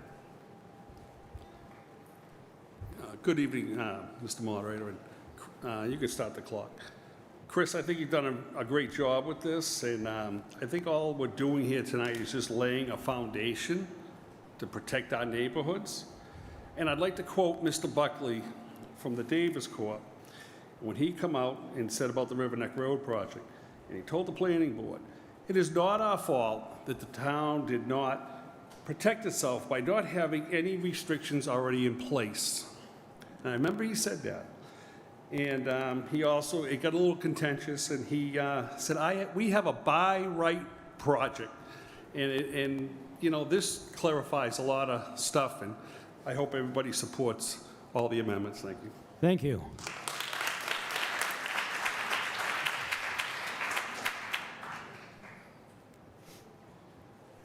Christine McNamara, Precinct 8. Once it's built, there's no going back. There's no controlling the traffic. It is what it is. I live near an asphalt plant. I can't reverse that. It's just what it is. So I would encourage everybody to put some foundation here where the planning board has some teeth to make some decisions and represent the town in everyone's best interest. Thank you. Thank you. Badri Uplippan, Precinct 11. Mr. Moderator, might ask for a little bit of leeway if I go between 21, 22 in definitions. Let's really try to. I will truly try to. Because, you know, we've spent like an hour and a half on this. Understood. I think that people know where they stand on this. Understood.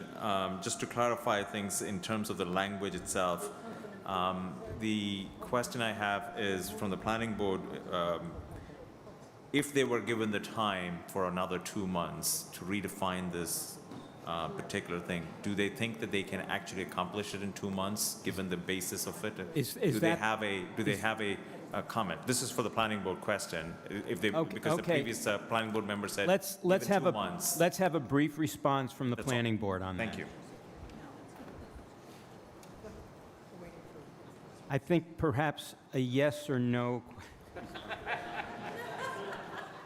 Oh, silly boy. I'll make it real brief, though. Yes, we could. We would still, some of us, would still have some concerns, particularly about 23, which we're not talking about this instant. The definitions are actually pretty good. And we worked quite a bit with Chris. I must say we had some very interesting sessions with him.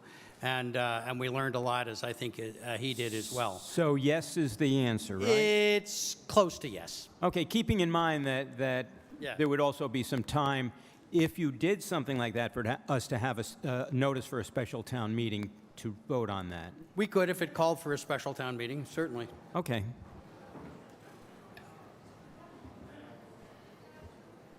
Claire Janot, Precinct 4.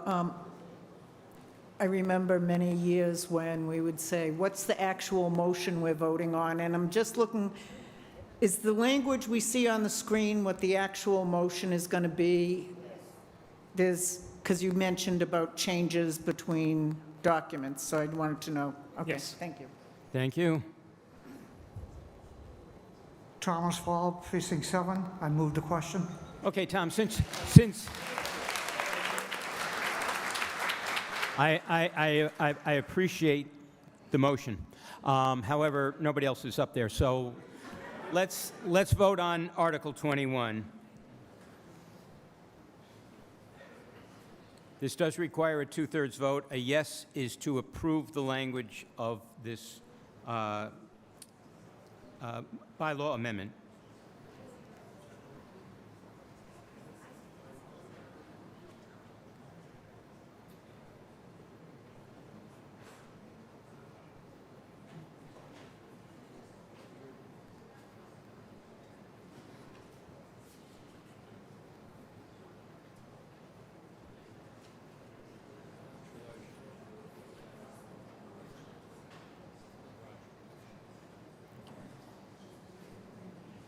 Article passes 114 in favor, 11 opposed, no abstentions. Now we move on to Article 22. The presenter has already explained it, so unless people have questions about specifically as to Article 22 or discussion, let's go from there. We don't need to ask the Finance Committee and the Select Board or the Planning Board because they've already said that they voted on all three. Oh, I'm sorry, the Finance Committee did vote separately, so I will ask them. Do you have a opinion on this, the recommendation? The Finance Committee unanimously recommends approval of Article 22. Thank you. Will Wagner, Precinct 3. I would just like to point out that since we voted... Will Wagner, Precinct 3. I'd just like to point out... I'm right on the microphone. I can hear you, Michael. I would just like to point out that since we voted in favor of Article 21, if we don't vote in favor of Article 22, that leaves the definition of distribution centers in a really weird state. So I believe that we have to vote in favor of Article 22. Article 23 can be then debated with the full definition in place. Thank you. Thank you. Scott Davidson, Precinct 3. I have a question for Town Council on, there's a couple of words in here that seem vague to me in the definitions. And it says stored on-site temporarily for the primary purpose of shipping and or delivery. Who determines what the primary use is and who determines what's temporarily? Previous speaker. In the first instance, it's the zoning enforcement officer that determines whether a particular proposal complies with the zoning bylaw, and from there, it could be taken to the Zoning Board of Appeals. Okay, and then one other question for Town Council as well. We've heard from a previous speaker that what the intended use is may not be what town meeting thinks the intended use is. So who determines whether something is retail or a warehouse or a distribution center? Again, in the first instance, it is the zoning enforcement officer. Okay, thank you. Thank you. Anyone else? Okay, then we will vote on Article 22, which defines distribution centers.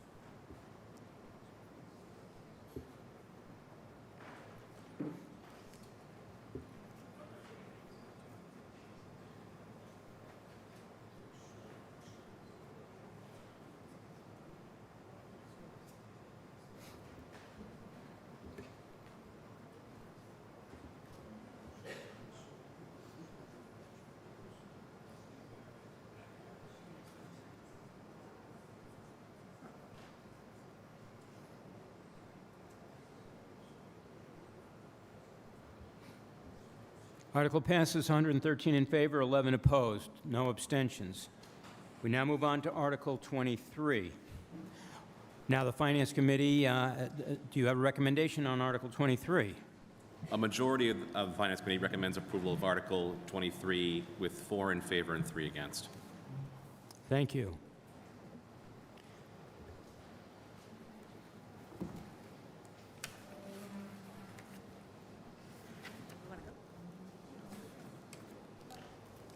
Hi, Ginger Skoog, Precinct 5.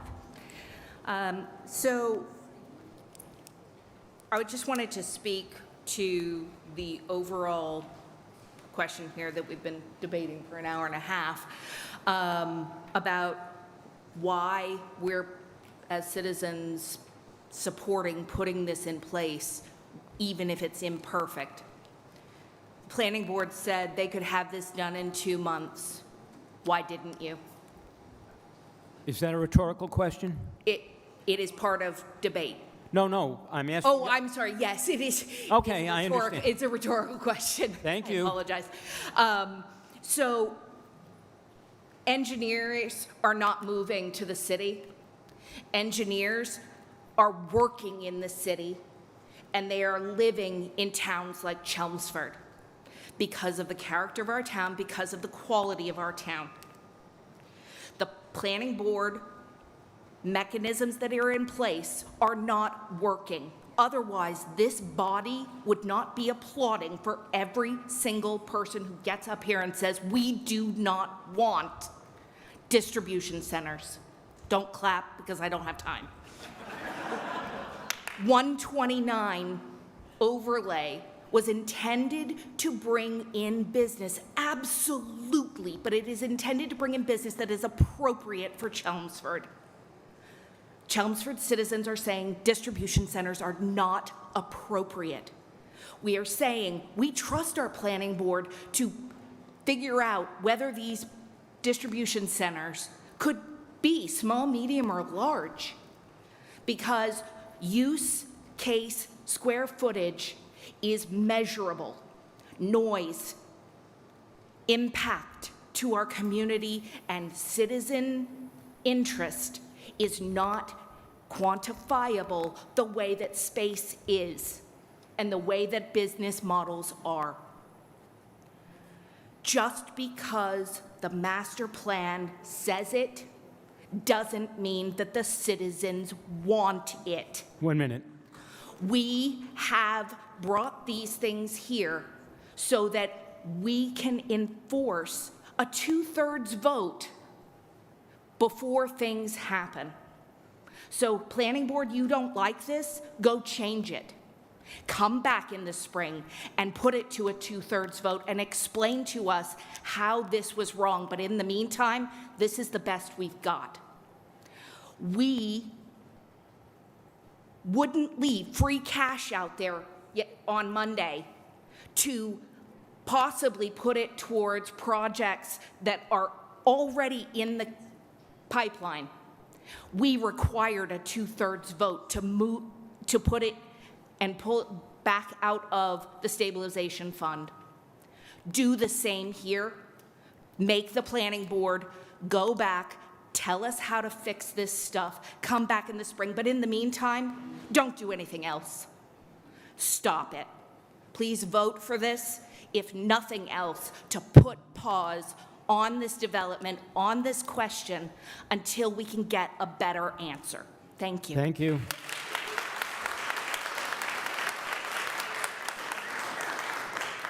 Will Wagner, Precinct 3.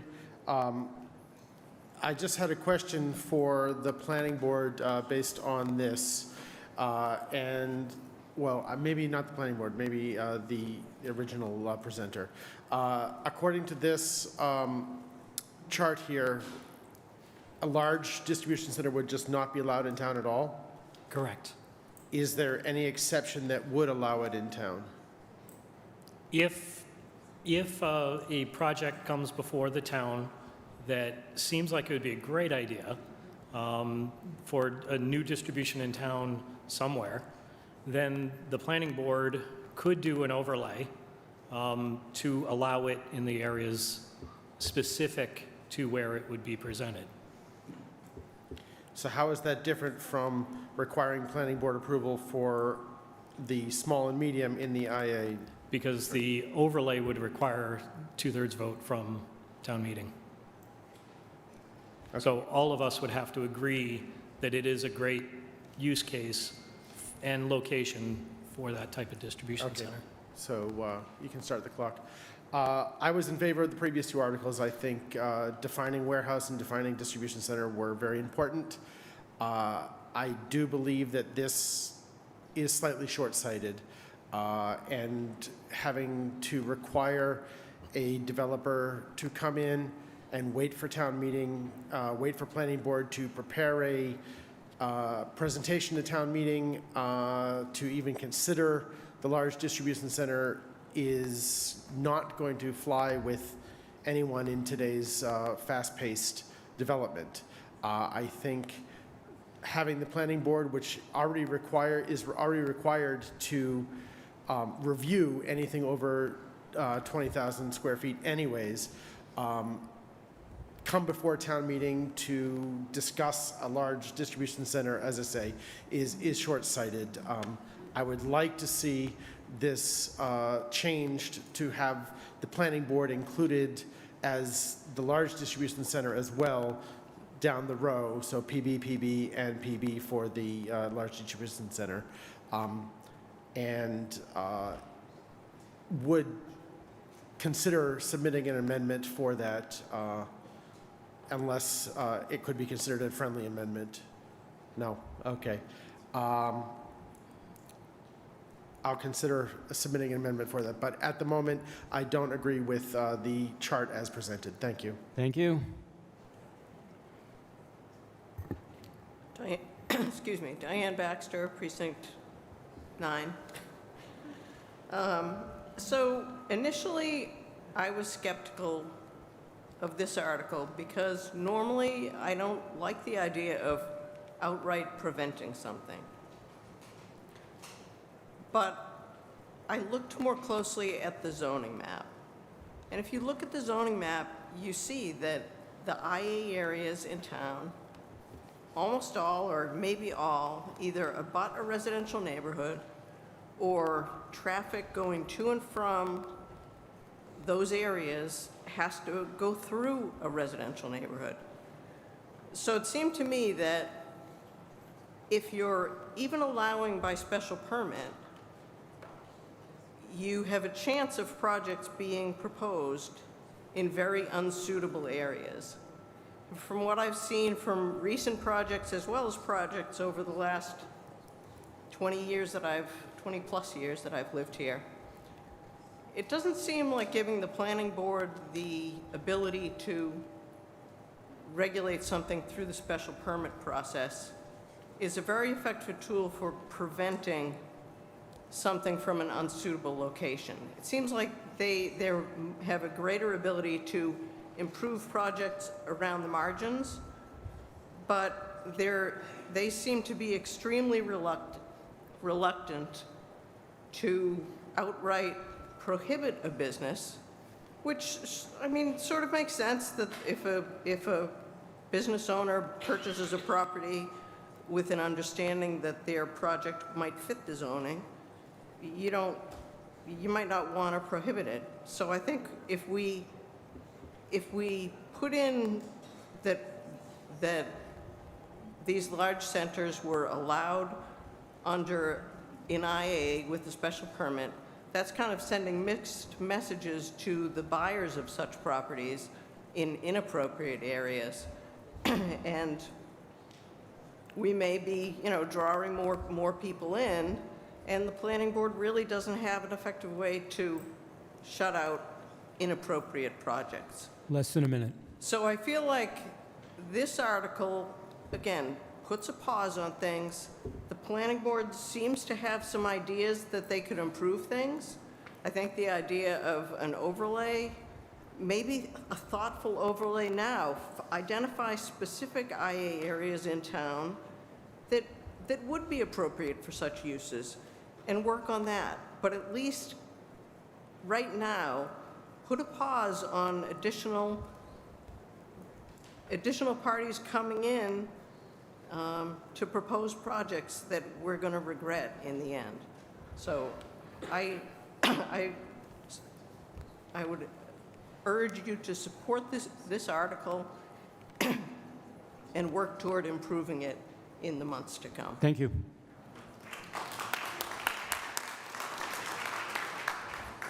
Mr. Moderator, Chris Garahan, Precinct 3. I support this article. I'm completely support this article, to be honest. This is an opportunity for all of us reps really to be there for the neighborhoods, to support the families that have the impact from this type of distribution center, the impact of the heavy traffic, the impact of the large trucks, the safety concerns that they have in this neighborhood. So, I mean, I think this is an opportunity for us to really to send a message that we're there with the neighborhoods in the citizens of this community, because this could affect anybody in town. And so I'm going to vote in favor of this article. Thank you. Glenn Thorne, Precinct 7. I think we should vote for all the previous speakers because I think they've identified the opportunity we have here to provide the town that we want to live in. As I look around the room today, I don't know everybody, but I know a lot of you. And I know that you have strong feelings about what you want Chelmsford to be like in the future. Now, we don't know who's going to be on the planning board in 3 years, 5 years, 10 years from now. And we don't know whether they really like big projects that would be allowed if we don't make this change and say, okay, this is great. Let's go forward with this project. Let's put a few trees up. Let's do a few things. We don't know. But if we pass this article, we do know the kind of town that we want because we're making a statement. How big is a 75,000-foot distribution center?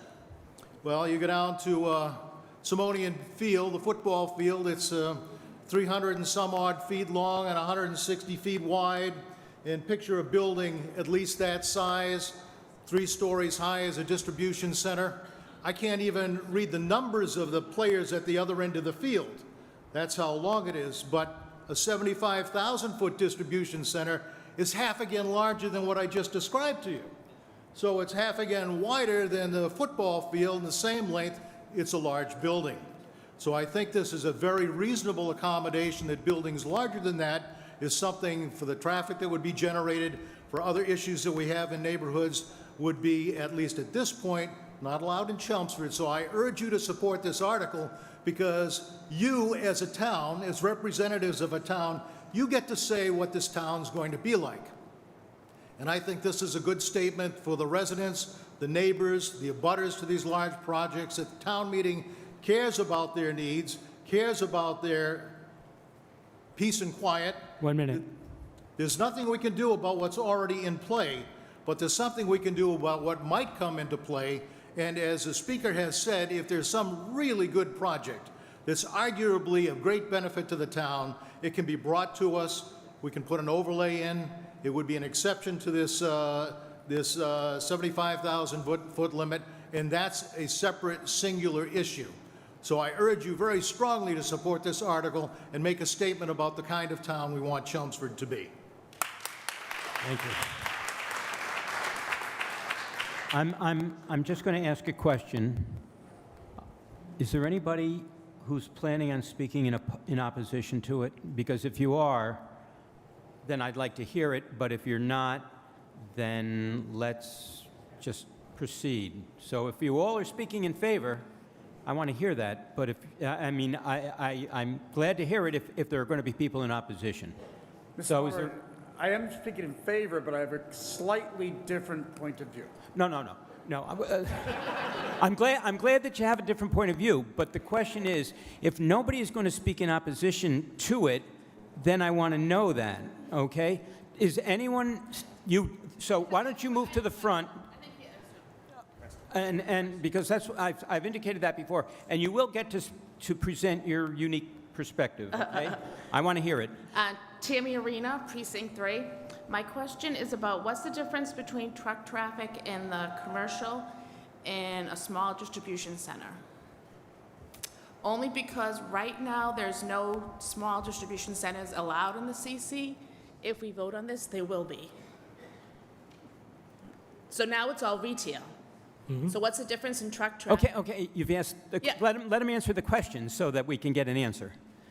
So in terms of the traffic studies, I've learned a great deal about traffic studies from the Riverneck project. But in terms of the traffic studies that they do, there are traffic engineers that have formulas that look at the size of the building and the use.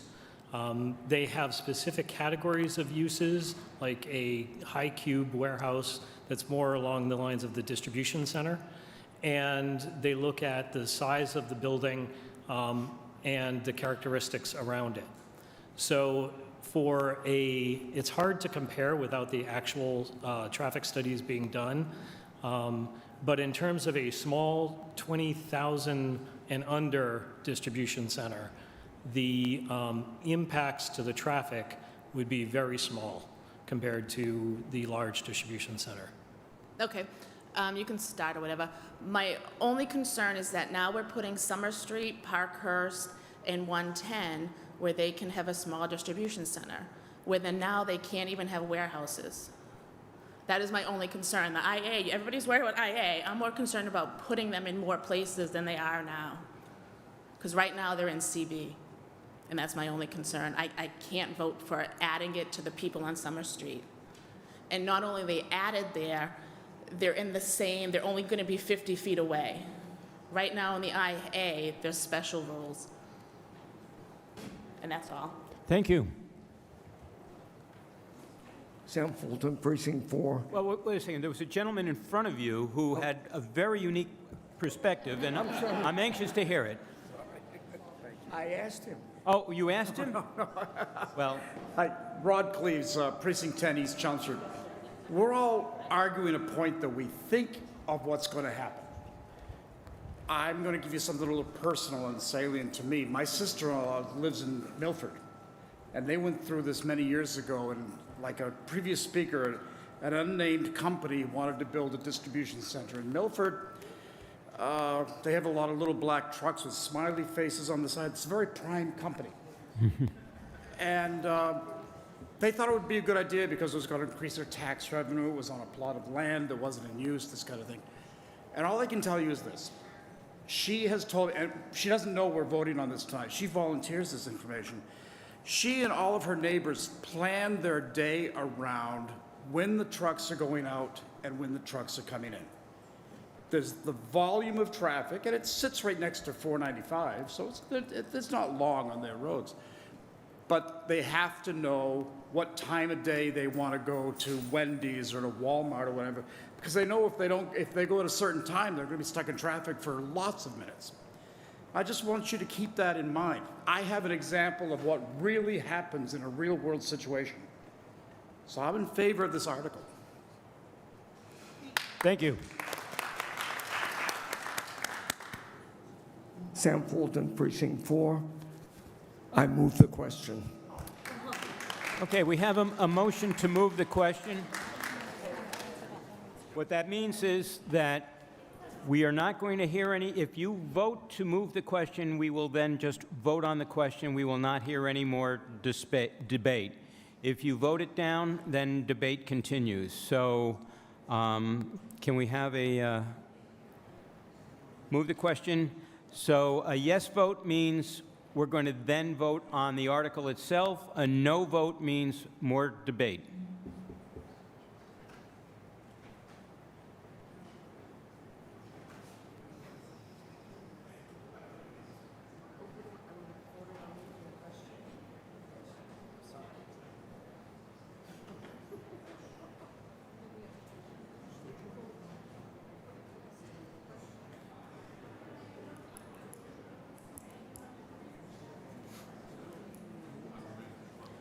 The article passed. The motion passes. 94 in favor, 30 opposed, 2 abstentions.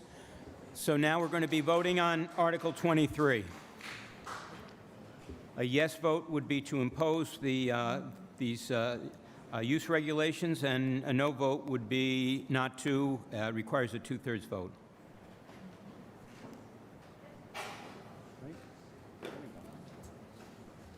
Doesn't say it on top.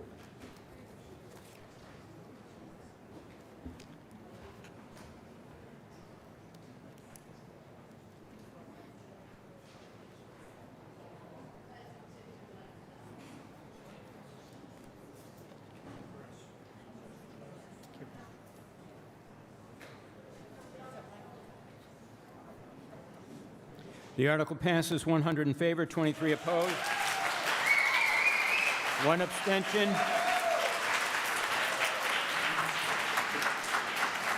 We now move to Article 24.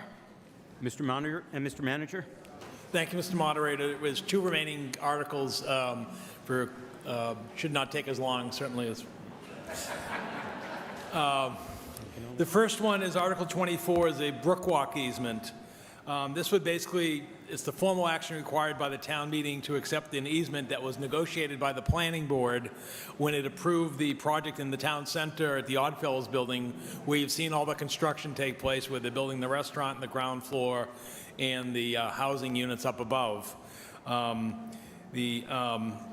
of that approval included the granting of a easement to be used for a brook walk in the center as part of the vision for the town center.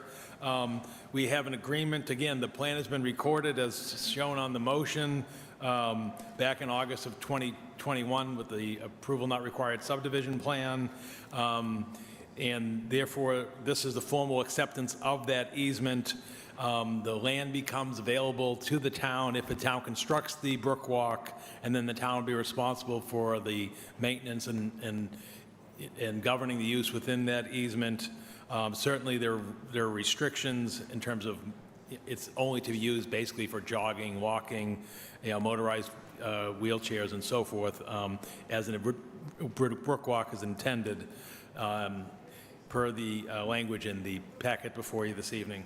Thank you, Mr. Moderator. And the plan is shown on the map is the land behind the building, and then as the town meeting may recall, the town purchased the parking lot adjacent to it, and so obviously the brick walk area would extend from the easement granted here by the Oddfellows building to the lower portion of the property which the town now owns. Thank you, Mr. Moderator. You're welcome both times. Does the Finance Committee have a recommendation?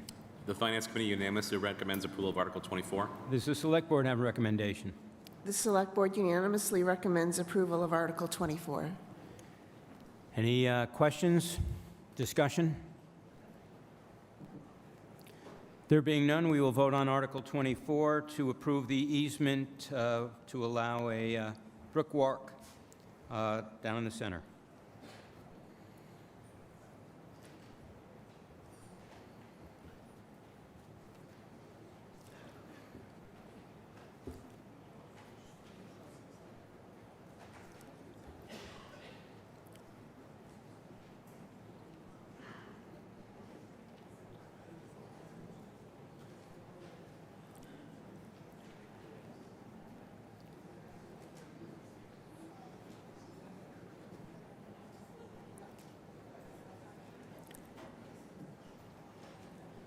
The article passes 113 in favor, 1 opposed, no abstentions.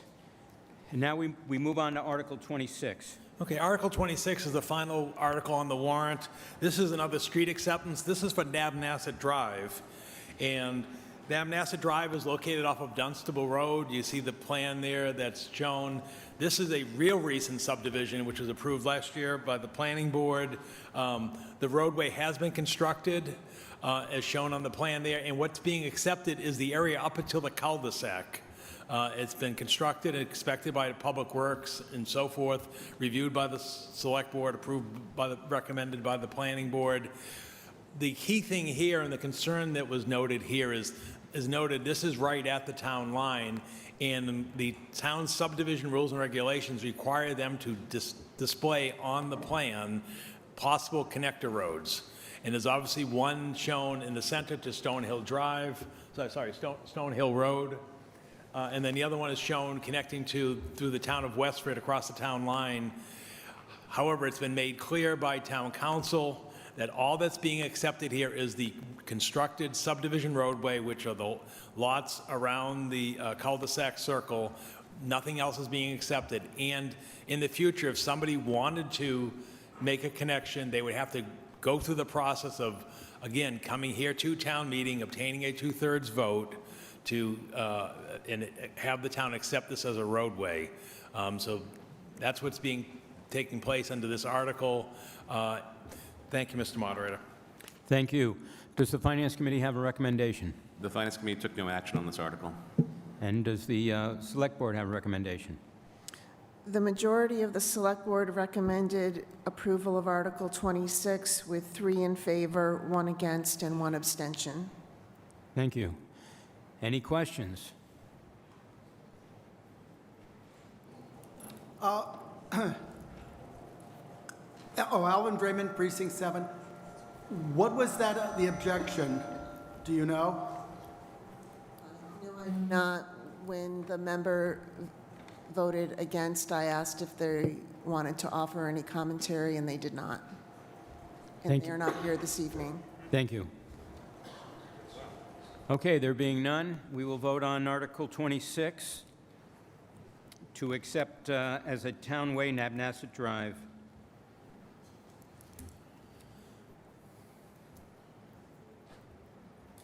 While we're voting, I'd like to remind everyone to return your clickers and clean up any debris that you may have on your tables.